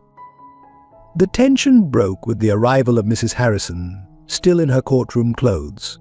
"Stop this immediately," she commanded, her voice carrying the authority of decades as a hospital board member's wife. "My husband's orders are void. He's in custody, and I'm invoking my power of attorney over all Harrison family interests." The administrator faltered. "Mrs. Harrison, the board's decision." "The board acted under coercion," she interrupted, "and unless everyone in this room wants to face criminal charges for attempted murder, Anna Thompson will receive the best care this hospital can provide." The security guards backed away, but Anna's condition continued to worsen. Her oxygen levels plummeted despite the maximum flow through her mask. Dr. Reynolds worked frantically, ordering emergency treatments and medications that had previously been unavailable. "She needs to be intubated," Dr. Reynolds announced grimly. "Her lungs can't keep up anymore." She turned to Susan. "There are risks, but without it." Susan squeezed Jake's hand, both of them watching Anna fight for each breath. "Do it," Susan whispered. "Save my baby." The next hours were the longest of Jake's life. He sat with his mother, watching the ventilator force air into Anna's small body, listening to the steady beep of monitors. Mrs. Harrison remained with them, using her influence to ensure Anna received every possible treatment. "I should have stopped Richard years ago," she confessed quietly. "After David, I told myself I was protecting Bradley, but I was really just protecting myself. Watching him threaten Anna, seeing her suffer like this, it finally made me understand what true courage looks like." Throughout the night, members of the community arrived with food, blankets, and support. Mark and his mother brought supplies and stayed to help. Mrs. Chen came with healing soups and prayers. Even some of the hospital staff who had been afraid to help before now stopped by with extra care and attention. Dawn broke with a tentative ray of hope. Anna's fever began to drop, her oxygen levels stabilizing. Dr. Reynolds, exhausted but smiling, delivered the news they'd been desperate to hear. "She's fighting back. The new medications are working." Jake stood at the window, watching the sunrise paint the sky in shades of promise. Behind him, his mother dozed in a chair by Anna's bed, her hand never leaving her daughter's. The ventilator's rhythm had become a song of survival, each breath a note of defiance against those who had tried to silence them. Mrs. Harrison approached, looking years older than she had in court. "The board is meeting this morning. I'm going to make sure everyone involved in denying Anna's care faces consequences. It's time this hospital remembered its true purpose." Jake nodded, too emotionally drained for words. The victory in court meant nothing if Anna didn't survive. But as he watched his sister's chest rise and fall with growing strength, he saw something his father had died protecting: the power of truth to overcome corruption, of love to defeat hate. The sun climbed higher, warming the cold hospital room. Anna's monitors showed steadily improving numbers, each one a small victory in their larger war for justice. They had won the battle against Harrison, but the fight to heal both Anna's body and their community's soul was just beginning. Even from his jail cell, Richard Harrison orchestrated one final assault on the Thompson family. His network of corrupted officials and business associates launched a coordinated attack on multiple fronts, determined to destroy the family before the full evidence could be presented in court. Tax auditors suddenly discovered irregularities in Susan's past returns. Child Protective Services received multiple anonymous calls about Anna's care. The local press began running stories questioning Walter's motives and suggesting a conspiracy. Bank accounts were frozen, credit cards cancelled, and old debts mysteriously resurfaced. But the most dangerous threat came from Harrison's hidden partners, wealthy individuals who had profited from his schemes for years. They sent representatives to the hospital with offers that masked deadly ultimatums: drop all charges, surrender the evidence, and sign non-disclosure agreements or face severe consequences. Jake found one such visitor in Anna's room late one night, a smooth-talking lawyer in an expensive suit. "Think about your sister's future," the man suggested, placing a check with many zeros on the bedside table. "One signature, and all your problems disappear." Before Jake could respond, Bradley Harrison stepped into the room. His presence shocked everyone. He hadn't been seen since testifying against his father. "Get out," Bradley told the lawyer, his voice hard. "And tell your clients that if anything happens to the Thompsons, I'll release everything I know about their involvement." The lawyer retreated, but the incident sparked a realization. Jake turned to Bradley. "They're not just trying to save your dad, they're protecting themselves." Bradley nodded grimly. The USB drive exposed their whole network. Dad's just the tip of the iceberg. That's why they're desperate and dangerous. As if confirming their fears, Walter called with alarming news. The judge who had ordered Harrison's arrest had been involved in a suspicious car accident. Key witnesses were withdrawing their statements. Evidence was vanishing from police custody. Susan gathered everyone in Anna's hospital room: Jake, Bradley, Walter, Mrs. Harrison, and their core supporters. "They're trying to isolate us again," she observed, "make us feel powerless and alone." "Not this time," Jake declared. He opened his laptop, showing them his blog's traffic statistics. Thousands of people were sharing their story. Other victims of Harrison's schemes were coming forward. Local news stations from neighboring cities were picking up the story, beyond the reach of Harrison's influence. Bradley added his own revelation: "I've been gathering data since I first started recording Dad. Names, dates, transactions, everything's backed up on secure servers. They can't bury this anymore." Mrs. Harrison, who had been quiet, finally spoke. "Richard's partners are meeting tonight at the country club. They think they're safe there, beyond public scrutiny." "But I'm still a member." She held up her access card with a grim smile. The plan came together quickly. While Mrs. Harrison got them into the club, Bradley and Jake would handle the technology. Walter prepared legal documents, and Susan coordinated with trusted reporters. Even Anna contributed, insisting on recording a video from her hospital bed about her treatment. That night, as the city's most powerful people gathered to plan the Thompsons' destruction, their own secrets were being broadcast on every screen in the country club. Financial records, emails, recorded conversations, the evidence of decades of corruption played in an endless loop. Panic erupted as phones began ringing with calls from lawyers, family members, and reporters. Police cars arrived, having received anonymous tips about criminal conspiracies. Federal agents appeared with warrants, their investigation sparked by the suddenly public evidence. In the chaos, Richard Harrison's closest partner, a prominent bank president, confronted Jake. "You have no idea what you've done," he snarled. "We built this city. We control everything." Jake stood his ground, thinking of his father's courage, his mother's resilience, and Anna's fighting spirit. "Not anymore," he replied.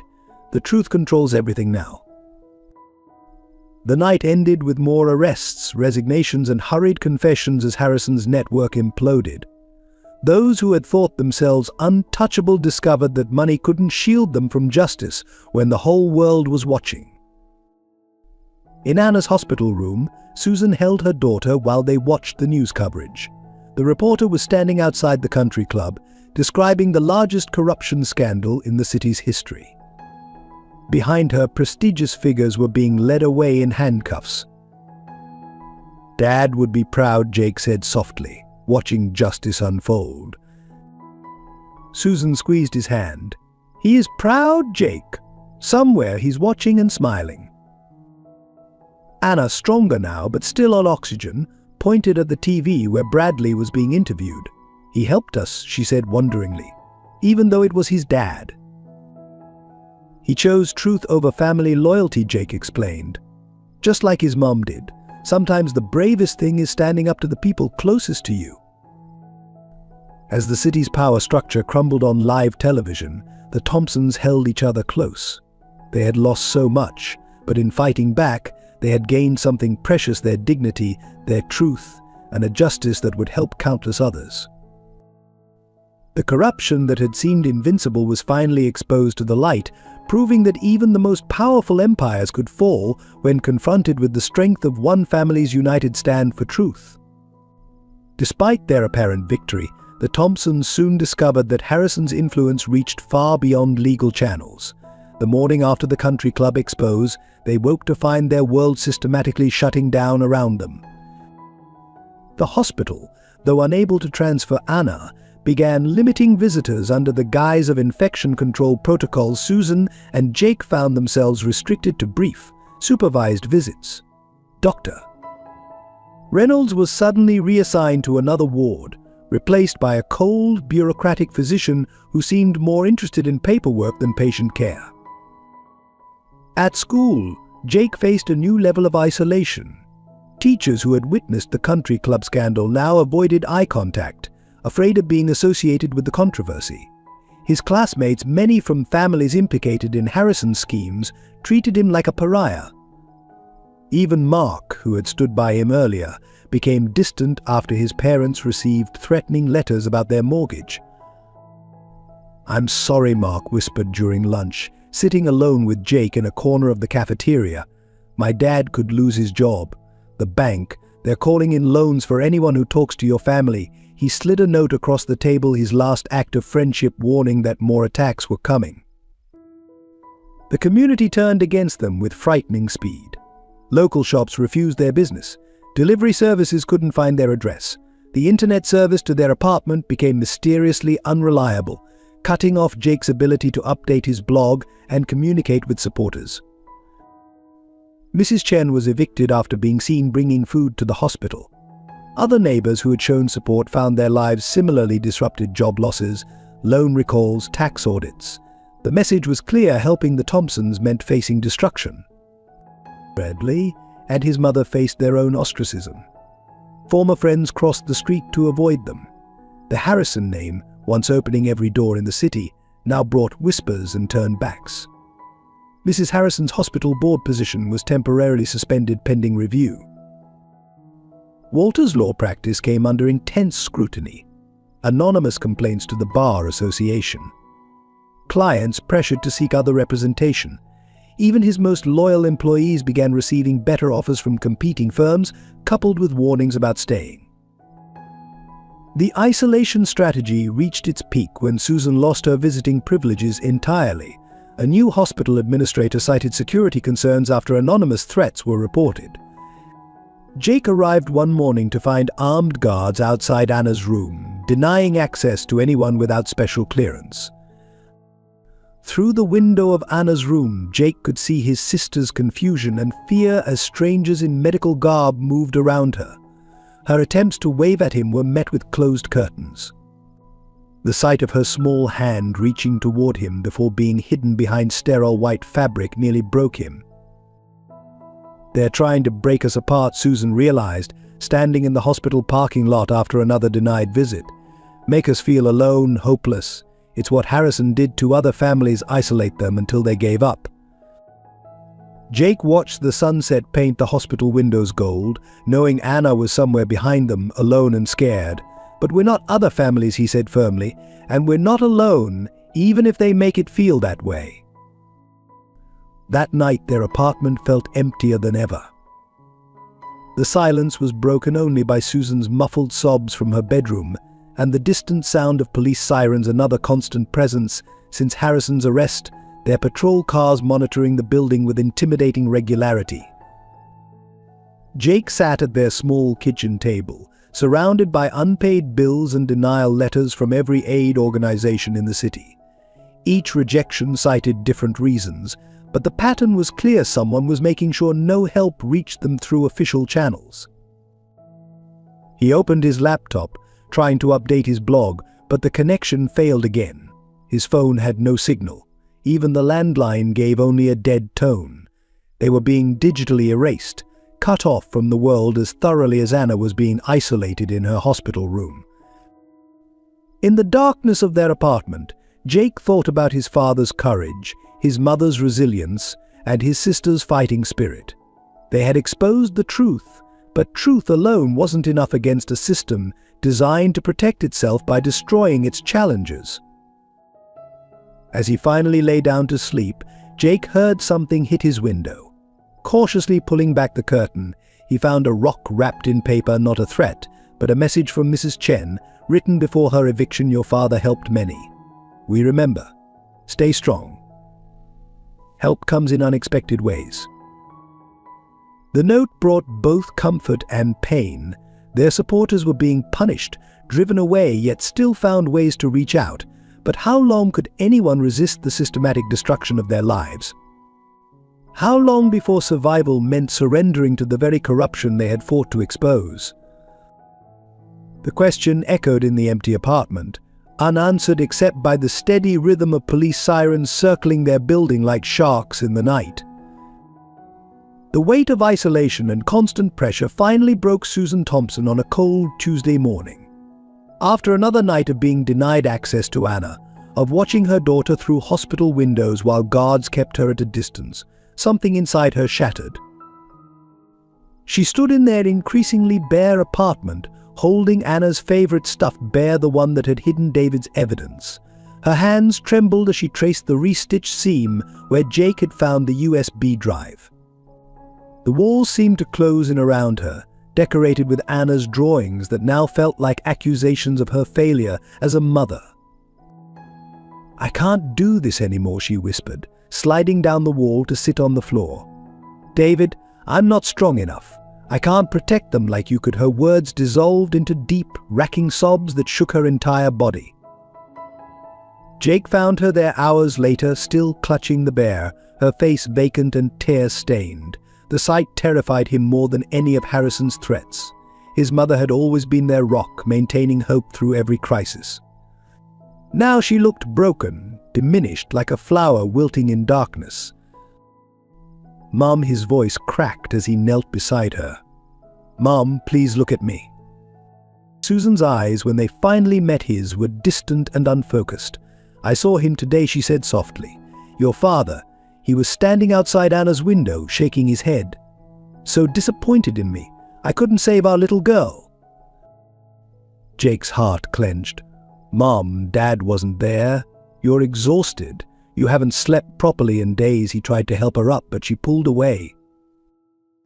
"The guards," she continued, her voice taking on a frantic edge, "they're not hospital security. They're Harrison's men. They're going to take Anna, just like they took our home after David died. We're going to lose everything again." Her paranoia, though extreme, wasn't entirely unfounded. Jake had noticed the guards changing shifts with military precision, their eyes too alert, their stance too professional for typical hospital security. But seeing his mother spiral into despair was more frightening than any external threat. He called Walter, who arrived quickly with a doctor he trusted.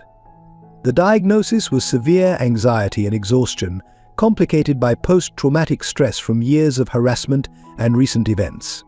The doctor recommended immediate hospitalization, but Susan became hysterical at the suggestion. "They'll take Jake too," she cried, clutching her son's arm. "Harrison's people are everywhere. The hospital, the police, everyone. They're watching us, waiting. I won't let them take my boy." It took hours to calm her enough to accept medication. As she finally drifted into troubled sleep in her bedroom, Walter pulled Jake aside. "This is my fault," the lawyer admitted heavily.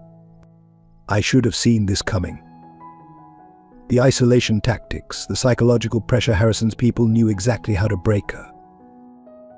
Jake stared at his mother's bedroom door, feeling the weight of responsibility settling on his young shoulders. "What do we do now?" "She needs professional help," Walter said gently. "But he's right about one thing: we can't trust the local hospitals. I have contacts in a private facility upstate, doctors who can't be bought or threatened." The suggestion of sending his mother away, even for treatment, made Jake's chest tighten with panic. "I can't lose her too. Anna needs her. I need her." Jake Walter's voice was kind but firm.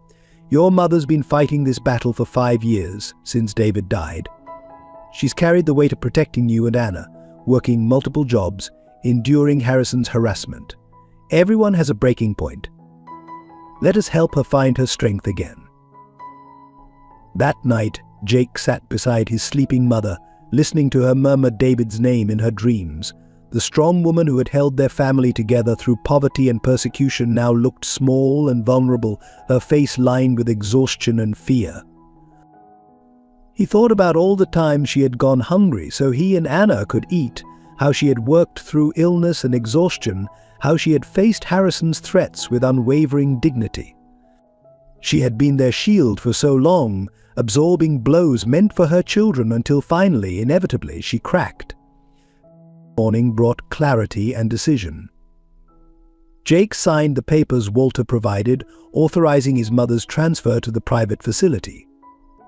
As they helped her into Walter's car, Susan clutched the teddy bear, still lost in her broken world, where David's ghost watched with disappointment and Harrison's shadows lurked around every corner. "I'll take care of everything," Jake promised her. "Just focus on getting better. Anna and I will be right here when you come home." Susan touched his face, a moment of lucidity breaking through her haze. "You're so like your father," she whispered. "So strong. I'm sorry I couldn't be stronger for you." Watching the car drive away, Jake felt the full weight of his family's fate settling onto his 16-year-old shoulders. With his mother gone and Anna isolated in the hospital, he stood alone against the forces still working to destroy them. In the empty apartment, he picked up one of Anna's drawings that had fallen from the wall, a bright crayon picture of their family holding hands under a smiling sun. The paper was worn from being folded and carried in Susan's pocket, a talisman of hope she had clung to until hope itself became too heavy to bear. Left alone to manage the crisis, Jake faced the darkest hours of their struggle. Each morning brought new challenges: disconnected utilities despite Walter's payments, misplaced medical records delaying Anna's treatments, and increasingly hostile surveillance from unmarked cars outside their building. The hospital had further restricted Anna's visiting hours to just 30 minutes per day, always supervised. During one such visit, Jake found his sister pale and withdrawn, her eyes haunted by isolation. "Where's Mummy?" she asked repeatedly. "Why doesn't she come anymore?" Jake tried to explain about their mother's special doctor, but the words felt hollow. How could he tell his 8-year-old sister that their mother had broken under the strain of protecting them? Instead, he brought Anna's sketchbook and colored pencils, encouraging her to draw messages for their mom that he promised to deliver. At night, alone in their apartment, Jake fought his own battles with despair. The silence was deafening, broken only by the hum of the single lamp he kept lit to ward off the darkness. He slept on the couch, unable to face the emptiness of his bedroom or his mother's vacant space.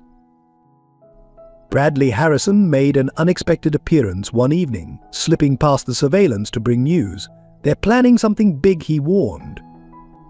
"Dad's lawyers are filing motions to dismiss all charges, claiming mental instability invalidates Mom's testimony. They're going to use your mother's breakdown against you." The information felt like a physical blow. Jake had been documenting everything: the isolation tactics, the continued harassment, the systematic dismantling of their support system.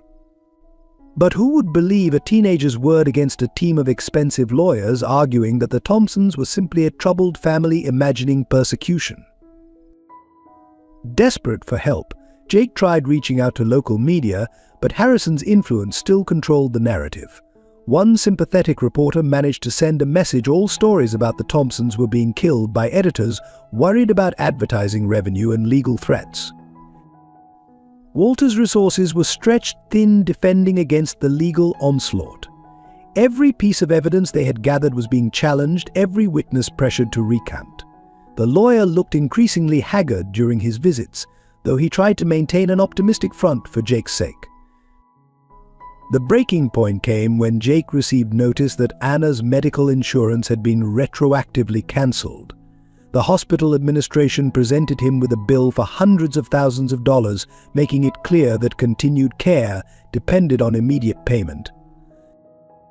In his desperation, Jake considered surrendering, signing whatever papers Harrison's lawyers demanded, retracting all accusations, accepting their version of David's death as an accident. If it meant saving Anna and bringing their mother home, wouldn't his father understand? That night, sorting through their remaining possessions for anything valuable enough to sell, Jake found his father's old journal hidden behind loose baseboards. The final entry dated the day before the accident. Read, "The truth matters more than fear. Whatever happens, I need my children to know that standing up to evil is always worth the cost." Those words, written in his father's firm hand, reignited something in Jake's spirit. He began working through the night, creating multiple copies of all their evidence, encrypting files, and establishing dead man switches that would release everything to the public if anything happened to him or his family. Using the last of their money, he bought a prepaid phone and began recording every interaction, photographing every document, building a real-time record of the continued harassment. If Harrison's people wanted to paint them as paranoid, he would show exactly what they were paranoid about. When Bradley visited again, Jake gave him a complete backup of everything. "If they come for us," he instructed, "release it all.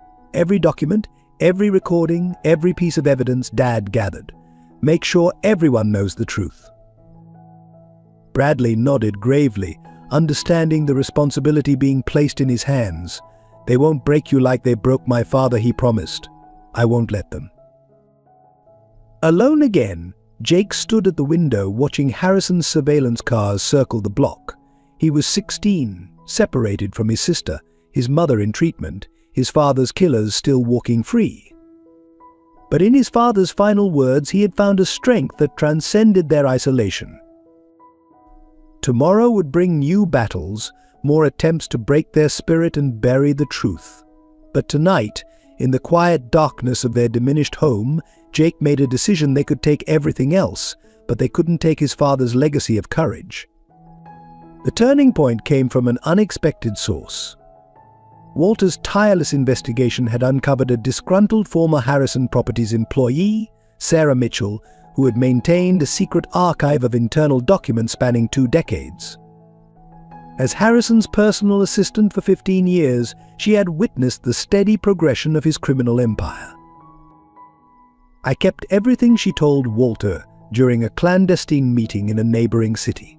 "Every memo, every threatening letter, every falsified document. I knew someday someone would be brave enough to stand up to him." She pulled out a heavy box filled with files, adding, "including what really happened to David Thompson." The evidence was devastating. Detailed records showed how Harrison had systematically targeted homeowners who refused to sell, using a network of corrupt officials to manufacture crises that forced them out. David Thompson's name appeared repeatedly in the months before his death, along with Harrison's handwritten notes about handling the problem permanently. Most damning was an email chain discussing brake line tampering, followed by payments to a mechanic who had since disappeared. The correspondence revealed not just David's murder, but a pattern of similar accidents arranged for other obstacles to Harrison's plans. The documents also exposed the full scope of Harrison's influence: judges on his payroll, police chiefs receiving kickbacks, hospital administrators enforcing his will through patient care manipulation. Even the recent campaign against the Thompsons was detailed in clinical precision: strategies for isolation, psychological pressure points, targeted harassment. Walter worked through the night with his team, verifying every detail. By morning, they had constructed an airtight case that went far beyond real estate fraud. This was organized crime on a massive scale, with Harrison at the center of a web that had strangled the city for years. The evidence was too extensive to be buried or dismissed. Walter bypassed local authorities entirely, presenting the case directly to federal prosecutors. Within hours, FBI agents were executing search warrants across the city, targeting Harrison's associates and co-conspirators. Jake received the news while sitting with Anna during his restricted visiting time. Walter burst into the room, ignoring the protesting guards. "We've got him," he announced, his face alight with triumph. "Sarah Mitchell kept everything. Your father's murder, the corruption, all of it. The FBI is moving now." Through the hospital window, they watched Harrison's surveillance cars scatter as federal agents arrived. The guards who had restricted their visits disappeared, replaced by FBI protection details. Within hours, the hospital administrator who had tormented them was led out in handcuffs, along with board members who had enforced Harrison's will. Bradley arrived with his mother, bringing footage from Harrison Properties offices. They're arresting everyone he reported, showing them his phone. Dad's whole network is falling apart. Some of his partners are already making deals, trying to save themselves. The most dramatic moment came when Sarah Mitchell's archive was made public. Local news stations, finally free from Harrison's influence, broadcast damning evidence around the clock. Citizens watched in horror as decades of corruption were exposed, recognizing how their city had been held hostage by one man's greed. Families who had lost homes, businesses, and loved ones to Harrison's schemes came forward with their stories. Each account reinforced the pattern David Thompson had died trying to expose. His murder was no longer an isolated tragedy, but part of a documented conspiracy that had claimed multiple victims. In the federal detention center, Richard Harrison faced the consequences of his unraveling empire. His lawyers, themselves implicated in the corruption, abandoned him. Former allies turned state's evidence, eager to save themselves. The man who had ruled through fear and intimidation found himself alone and afraid. For Jake, watching Harrison's fall brought complicated emotions. Justice for his father came with the painful knowledge of how preventable his death had been. If someone had acted sooner, had been brave enough to stand up earlier, David Thompson might still be alive. Anna, growing stronger as proper medical care was restored, drew a new picture: their family standing together, with David's spirit watching over them and Sarah Mitchell standing nearby with her box of truth. She helped Daddy finish his work, Anna explained simply. Sarah Mitchell visited them in the hospital, meeting the family whose lives her evidence had helped restore. "I was a coward for too long," she admitted, watching Anna draw. "Seeing your father stand up to Harrison, and then watching your family refuse to be broken, it gave me the courage to finally do the right thing." That evening, as Jake sat with his sister, Walter brought one final piece of evidence: David Thompson's last recorded conversation, preserved in Sarah's archives. Jake's hands trembled as he pressed play, hearing his father's voice for the first time in 5 years. "Harrison thinks fear can bury the truth," David's voice declared firmly, "but someday someone will be brave enough to expose everything. I hope my children understand that standing up for what's right is worth any cost. The truth always finds its light." Jake looked out the hospital window at the setting sun, thinking of all they had endured to fulfill his father's faith in truth's ultimate victory. The city was changing, healing as Harrison's shadow lifted. But the real victory was not just in exposing corruption, it was in proving that one family's courage could inspire others to finally stand against evil. As the full scope of Harrison's corruption came to light, the community that had shunned the Thompsons began a painful reckoning with their own complicity. The evidence exposed how fear and self-interest had turned neighbors against neighbors, allowing evil to flourish in their silence. Mrs. Chen was the first to return, bringing not just food but a petition signed by former residents of Harrison's Properties demanding her reinstatement in her apartment. Behind her came others: shopkeepers who had refused the Thompson service, teachers who had looked away, neighbors who had believed the lies. Mark appeared at the hospital with his parents, his face etched with shame. "We were cowards," his father admitted, looking at Anna's medical equipment. "We chose our mortgage over your lives. How do you even begin to apologize for something like that?" The local newspaper, freed from Harrison's influence, published a front-page apology for their role in suppressing the truth. They followed it with a comprehensive series documenting the community's failure to protect its most vulnerable members, featuring interviews with families destroyed by Harrison's schemes. The principal, who had threatened to expel Jake, now faced demands for his resignation after emails revealed his cooperation with Harrison's harassment campaign. In response, students organized a walkout, carrying signs supporting the Thompsons and demanding accountability from school administrators who had enabled bullying. Bradley's revelation about his father's crimes sparked a movement among other children of Harrison's associates. They began sharing their own stories of witnessing corruption, of being groomed to continue their parents' criminal enterprises, of the moral weight they carried as beneficiaries of others' suffering. The hospital board conducted emergency meetings, suspending staff who had participated in denying care to Anna and other patients on Harrison's orders. Dr. Reynolds was reinstated with an official apology and promotion to head of pediatrics, ensuring that such abuse of medical ethics could never happen again. Church leaders who had cancelled the community meeting faced their congregation's anger.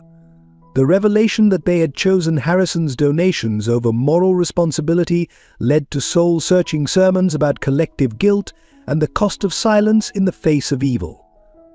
Local business owners who had enforced Harrison's isolation tactics found themselves facing boycotts. Many responded by making public apologies and offering restitution to families they had helped victimize. The community's moral awakening carried economic consequences for those who had chosen complicity. The transformation was most visible in the changing treatment of Susan Thompson. News of her breakdown sparked outrage as people realized how their rejection had contributed to her collapse. Cards, letters, and gifts flooded the private facility where she was recovering, each one carrying messages of remorse and support. Former clients from her cleaning service organized a fund to cover her medical expenses, sharing stories of her dignity and kindness during their own difficult times. Her previous employer at the diner, who had fired her under Harrison's pressure, offered her part ownership as compensation for his cowardice.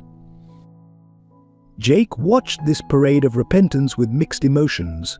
Each apology reopened wounds of betrayal while offering hope for healing.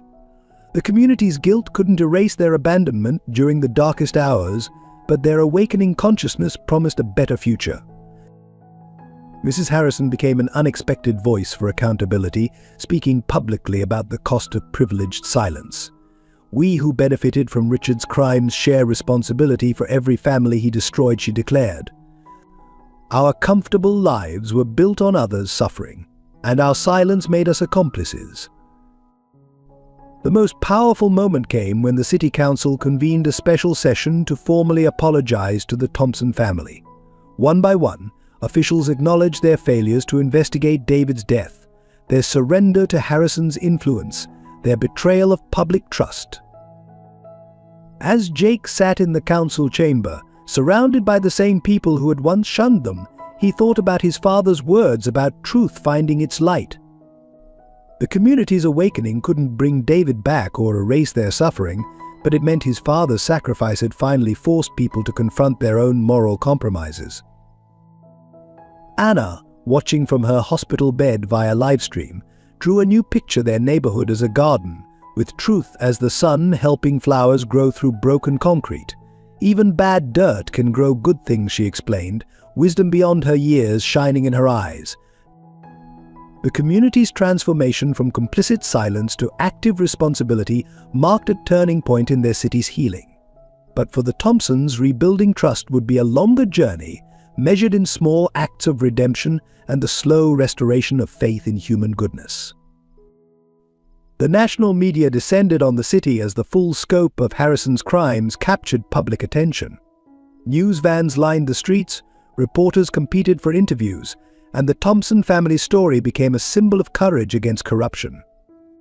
What had begun as a local battle for justice evolved into a national conversation about power, accountability, and collective responsibility. Major networks produced hour-long specials documenting the family's fight. Footage of Jake giving away his last piece of bread to homeless Walter contrasted sharply with images of Harrison's luxurious lifestyle. Anna's medical ordeal and Susan's breakdown became powerful illustrations of how systemic corruption destroys innocent lives. Social media exploded with support. Justice for Thompsons trended nationally. People shared their own stories of facing institutional corruption, creating a movement that transcended city boundaries. The conversation shifted from one family's struggle to a broader examination of how wealth and power corrupt community bonds. Bradley's testimony became a viral sensation. His emotional account of discovering his father's crimes, choosing truth over family loyalty, resonated deeply with viewers. Young people especially connected with his struggle to break free from toxic inheritance and stand for justice. "My father taught me that power means never having to say sorry," Bradley told one interviewer, his voice steady. "But the Thompsons taught me that real strength is standing up for what's right, even when it costs you everything." Documentary filmmakers began piecing together David Thompson's investigation, tracing how one honest lawyer's quest for truth led to the exposure of decades-old crimes. They uncovered more victims, more stories of lives destroyed by Harrison's schemes, each one adding weight to the evidence David died protecting. Legal experts appeared on news shows explaining the complexity of Harrison's criminal enterprise. They highlighted how his corruption had infected every level of city governance, from school boards to hospital administration. The term Harrison effect entered the lexicon, describing how wealthy criminals manipulate community institutions to isolate their victims. The hospital where Anna was treated faced intense scrutiny. National medical associations launched investigations into how patient care became a weapon of intimidation. Healthcare advocacy groups used the case to push for reforms protecting vulnerable patients from institutional abuse. Educational organizations studied how the school system had enabled Bradley's bullying and punished Jake's resistance. The story became a case study in how institutional corruption trickles down to affect children, turning schools into environments where money dictates morality. Religious leaders nationwide addressed the moral implications of their local counterparts' failure to support the Thompsons. Sermons and articles explored how churches had chosen financial security over spiritual integrity, leading to soul-searching among faith communities about their role in fighting injustice. Investigative journalists dug deeper into Harrison Properties' history, uncovering similar patterns of corruption in other cities. What the Thompsons exposed in their community was revealed to be part of a larger network of real estate fraud and institutional corruption spanning multiple states. Susan's treatment facility received messages of support from around the country.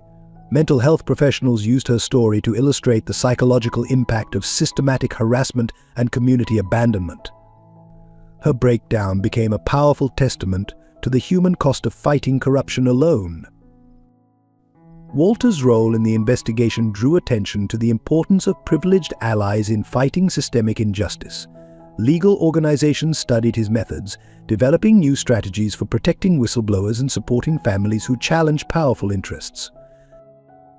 The media attention brought practical support as well. A national fundraising campaign covered Anna's medical bills and Susan's treatment costs. Law schools established scholarships in David Thompson's name for students committed to fighting corruption. Job offers poured in for Susan from companies eager to demonstrate their commitment to integrity. Through it all, Jake maintained his blog, now reaching a global audience. His simple, honest accounts of their ongoing journey touched readers worldwide. He wrote about forgiveness without forgetting, about healing without surrendering truth, about rebuilding community bonds stronger than fear. The public exposure brought security through visibility. Harrison's remaining allies couldn't touch the Thompsons without attracting immediate attention. The same media spotlight that illuminated their suffering now protected them from further retaliation. Yet the family remained grounded despite the attention. They declined reality TV offers and book deals, choosing instead to focus on healing and supporting other families fighting similar battles. Their story belonged to everyone seeking courage to stand against corruption. As public interest peaked, Jake received a letter from another teenager whose family was facing corporate corruption in their own community. "Your story showed us we're not alone," it read. "You gave us hope that fighting back isn't futile." That letter, more than all the media coverage, made Jake understand the true impact of their struggle. Their family's pain had become a beacon of hope for others, fulfilling David's belief that standing for truth was worth any cost. The federal courthouse was packed on the morning of Richard Harrison's sentencing. Jake sat between Walter and Mrs. Harrison in the front row, watching the man who had destroyed so many lives stand before justice. Anna, finally strong enough to leave the hospital, sat in her wheelchair holding Susan's hand, her presence a testament to their family's resilience. Harrison's empire had crumbled completely. The evidence from Sarah Mitchell's archive, combined with testimony from former associates seeking leniency, painted a devastating picture of decades of organized crime. The prosecution had documented 47 suspicious deaths connected to Harrison properties, including David Thompson's murder. When Harrison entered the courtroom, he barely resembled the powerful figure who had terrorized their community. His designer suits were replaced by prison orange, his commanding presence diminished by months in detention. Yet his eyes still held that calculating coldness as they swept across the gathered crowd. The judge, a federal appointee beyond Harrison's influence, began by addressing the victims' families. This court has heard testimony describing a criminal enterprise that treated human lives as obstacles to profit. Today we declare that no amount of wealth can place anyone above justice. The prosecution presented their final summary: 27 counts of conspiracy to commit murder, hundreds of instances of fraud, corruption, and racketeering. Each charge was supported by meticulous documentation, many bearing Harrison's own signature. The evidence David Thompson died protecting had finally served its purpose. Harrison's defense crumbled as former allies turned against him. His own accountant detailed the complex money laundering schemes. City officials admitted to accepting bribes. Even his personal driver testified about driving Harrison to meet with the mechanic who sabotaged David's brakes. The most damning testimony came from Bradley, who described growing up watching his father destroy families while teaching him that power meant never facing consequences. "He wanted me to inherit his empire," Bradley stated, his voice steady despite his father's glare. "Instead, I chose to inherit the courage of those who fought him." When Harrison was offered a chance to speak, his true nature emerged one final time. Instead of remorse, he offered threats. "You think this ends with me? Money still rules everything. Someone else will take my place, and these noble warriors for truth will find themselves just as alone." The judge's response was unequivocal. "Mr. Harrison, your remarks demonstrate precisely why the maximum sentence is not just appropriate but necessary." She proceeded to hand down multiple life terms without possibility of parole, plus restitution to victims that would strip the Harrison family of its ill-gotten wealth. As Harrison was led away, he passed close to Jake's seat. For a moment their eyes met. Jake saw not a monster but a hollow man who had sacrificed his humanity for power. "My father was worth 1,000 of you," Jake said quietly, his voice carrying in the hushed courtroom. Harrison's mask slipped, showing a flash of fear as he finally confronted the truth: he had lost everything to the very people he thought he could break. His own son stood with them, his wife had testified against him, and his empire had crumbled before a family's refusal to surrender truth. Outside the courthouse, reporters gathered to hear victim impact statements. Susan, supported by her children, spoke about David's legacy of courage. "My husband believed that standing for truth was worth any cost. Today proves he was right. The light of truth has finally burned away the darkness of corruption." Walter addressed questions about the broader implications of the case. "This verdict sends a message that resonates beyond our city. Money can buy influence, but it can't ultimately defeat justice when people stand together against corruption." Mrs. Harrison, standing beside Bradley, announced the conversion of Harrison Properties assets into a foundation supporting families fighting corporate corruption. "We can't undo the past," she declared, "but we can help ensure no other family faces such battles alone." As the crowd dispersed, Jake noticed Sarah Mitchell standing quietly at the edges. He walked over to the woman whose courage had helped deliver justice. "Thank you," he said simply, "for helping my father finish what he started." She smiled, tears in her eyes. "Your father's sacrifice and your family's courage gave me the strength to finally do what was right. Sometimes the truth just needs witnesses willing to speak." Back in Anna's hospital room that evening, the family gathered to watch the news coverage. The headlines declared justice served and corruption empire falls, but Jake focused on his sister's newest drawing, their family, whole and smiling, with David's spirit watching proudly over them. "Is it really over?" Anna asked, coloring in the sun above their heads. Jake looked at his mother, seeing peace replacing pain in her eyes, then at the camera crews still visible through the window, ensuring their story would protect others facing similar battles. "The fight against corruption is never completely over," he answered thoughtfully. "But Dad showed us how to win by standing together, speaking truth, and never letting fear silence justice." The months following Harrison's sentencing brought profound changes to the community. Where fear and self-interest had once ruled, a new spirit of solidarity emerged. The transformation began with a community-wide reconciliation ceremony held in the park where David Thompson had once organized neighborhood gatherings.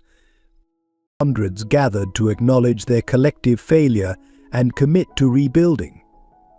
Former Harrison employees shared stories of coercion and redemption. Families who had turned against the Thompsons offered public apologies. Even those who had simply remained silent stepped forward to acknowledge their passive complicity in Harrison's reign. The school underwent a complete reformation. The principal resigned, replaced by an educator committed to ethical leadership. Bradley's anti-bullying initiative became a model program, teaching students to recognize and resist systemic corruption. The hallways where Jake had once faced isolation now displayed murals celebrating moral courage and community unity. Mark's family led a neighborhood restoration project, starting with Mrs. Chen's apartment. Local businesses donated materials and labor to repair years of deliberate neglect. The work became a symbol of hands-on redemption, with former antagonists working side by side to rebuild what Harrison had destroyed. The hospital established the Anna Thompson Patient Advocacy Program, ensuring that medical care could never again be weaponized against vulnerable families. Dr. Reynolds headed the initiative, implementing protocols that prioritized patient welfare over institutional politics. The guards who had restricted Anna's visitors were replaced by patient advocates trained to protect rights rather than enforce control. Susan's return from treatment marked a turning point in community healing. Her former clients organized a welcome home celebration that became a catalyst for deeper reconciliation. People who had shunned her now lined up to share meals, offer support, and rebuild broken bonds of trust. The diner where Susan had once worked became a gathering place for families sharing stories of survival and recovery. The owner, having confronted his own role in enabling Harrison's persecution, transformed the space into a community hub where people could freely discuss concerns without fear of retaliation. Local churches established a support network for whistleblowers and families challenging corruption, naming it after David Thompson. Religious leaders who had once prioritized donations over moral authority now preached active resistance to institutional evil, backed by practical assistance for those taking ethical stands. Bradley and his mother converted the Harrison mansion into a community center, its imposing gates replaced by welcoming gardens. Programs offering legal aid, counseling, and advocacy training operated from rooms that had once housed conspiracy and corruption. The transformation of this symbol of oppression into a resource for justice became a powerful metaphor for community renewal. The City Council, under new leadership, passed the Thompson Transparency Act, requiring public disclosure of all corporate influence in local governance. Regular town halls replaced closed-door meetings, and citizen oversight committees ensured that development projects served community needs rather than private profits. Jake's blog evolved into a community platform where people shared resources and organized support for families facing similar challenges. The solidarity that had emerged from their struggle became a model for other communities battling institutional corruption, with Jake often invited to speak about building resistance through unity. Anna's recovery became a communal celebration. Her hospital room, once a place of isolation, filled with visitors bringing art supplies, books, and hope. Her drawings, depicting scenes of community healing, decorated the pediatric ward, reminding everyone that even the youngest victims of corruption could become agents of change. Walter established a legal clinic specializing in corporate accountability, training a new generation of lawyers in the principles David Thompson had died defending. The clinic offered free services to families challenging systemic abuse, ensuring that financial constraints could never again silence voices of truth. Mrs. Harrison's testimony about her journey from complicity to conscience inspired other privileged community members to examine their own roles in perpetuating injustice. Her candid acknowledgement that comfort had made her complicit led to the formation of accountability groups where the wealthy confronted their responsibility to challenge corruption. The media attention gradually shifted from exposing past crimes to documenting community transformation. Reporters who had once ignored Harrison's abuses now investigated other instances of corporate corruption, creating a culture of vigilance that made future exploitation more difficult. As spring arrived, the community organized a memorial garden in David Thompson's honor. Families he had helped contributed plants and memories, creating a living testament to the power of one person's commitment to truth. Jake often found quiet moments there, sensing his father's presence in the peaceful space where healing grew from the soil of shared suffering. The garden's centerpiece, a simple plaque, bore words from David's final journal entry, "Truth needs witnesses willing to stand together." Around it, the community that had rediscovered its conscience gathered regularly, ensuring that the lessons of their collective failure and redemption would guide future generations. 1 year after Harrison's sentencing, the Thompson family gathered in their new home, a modest house with a red door and flower boxes, just like in Anna's drawings. The living room walls displayed photographs telling their story: David's proud law school graduation, Jake giving bread to Walter, Anna's first steps after leaving the hospital, and Susan's triumphant return home. The occasion was both a celebration and a dedication. The Thompson Foundation, funded by recovered Harrison assets, was launching its first nationwide program to support families fighting corporate corruption. Representatives from similar struggles across the country had come to share their stories and find strength in unity. Anna, fully recovered and glowing with health, moved through the crowd sharing her latest drawing, scenes of hope and healing that captured their journey from darkness to light. Her artistic talent, nurtured during long hospital days, had blossomed into a powerful voice for children affected by institutional abuse. Susan, standing at the podium they'd set up in the backyard, looked nothing like the broken woman who had once clutched a teddy bear in despair. Her voice carried strength and wisdom as she addressed the gathered families. Our victory isn't just about justice served. It's about the power of truth to transform communities when people stand together. Bradley and his mother sat among the guests, no longer carrying the Harrison name, but wearing their choice of conscience with pride. They had dedicated themselves to helping other families break free from cycles of corruption, turning their inherited privilege into a force for positive change. Mark and his parents helped serve refreshments, their simple acts of hospitality representing the everyday courage of neighbors choosing solidarity over self-preservation. The community that had once shunned the Thompsons now stood as an example of collective redemption. Walter watched from the side. His mission evolved from seeking justice to ensuring its persistence. The legal clinic he'd established had already helped dozens of families stand against corporate abuse, creating a network of support that Harrison had once thought impossible. Mrs. Chen moved through the crowd sharing her dumplings, now famous as the food of resistance that had sustained hope during their darkest days. Each person who took one heard the story of how small acts of kindness could break through the walls of isolation. Jake took the podium last, holding his father's journal. A year ago, we stood in a courtroom and watched justice prevail. But the real victory wasn't Harrison's imprisonment. It was discovering that truth needs more than witnesses. It needs a community brave enough to stand together. He opened the journal to its final page, reading words that had guided their struggle. To my children, some will tell you that fighting corruption is hopeless, but money always wins. But remember, evil only triumphs when good people choose safety over solidarity. Your greatest power lies not in standing alone, but in standing together. Looking out at the gathered faces, victims turned advocates, bystanders turned allies, enemies turned friends, Jake saw his father's vision realized. The truth had not only found its light, it had kindled a flame that would guide others out of darkness. As the sun set on their gathering, Anna unveiled her latest masterpiece, a mural depicting their journey. It showed not just their family's struggle, but the transformation of an entire community. From the darkness of Harrison's corruption emerged scenes of healing, unity, and renewed purpose.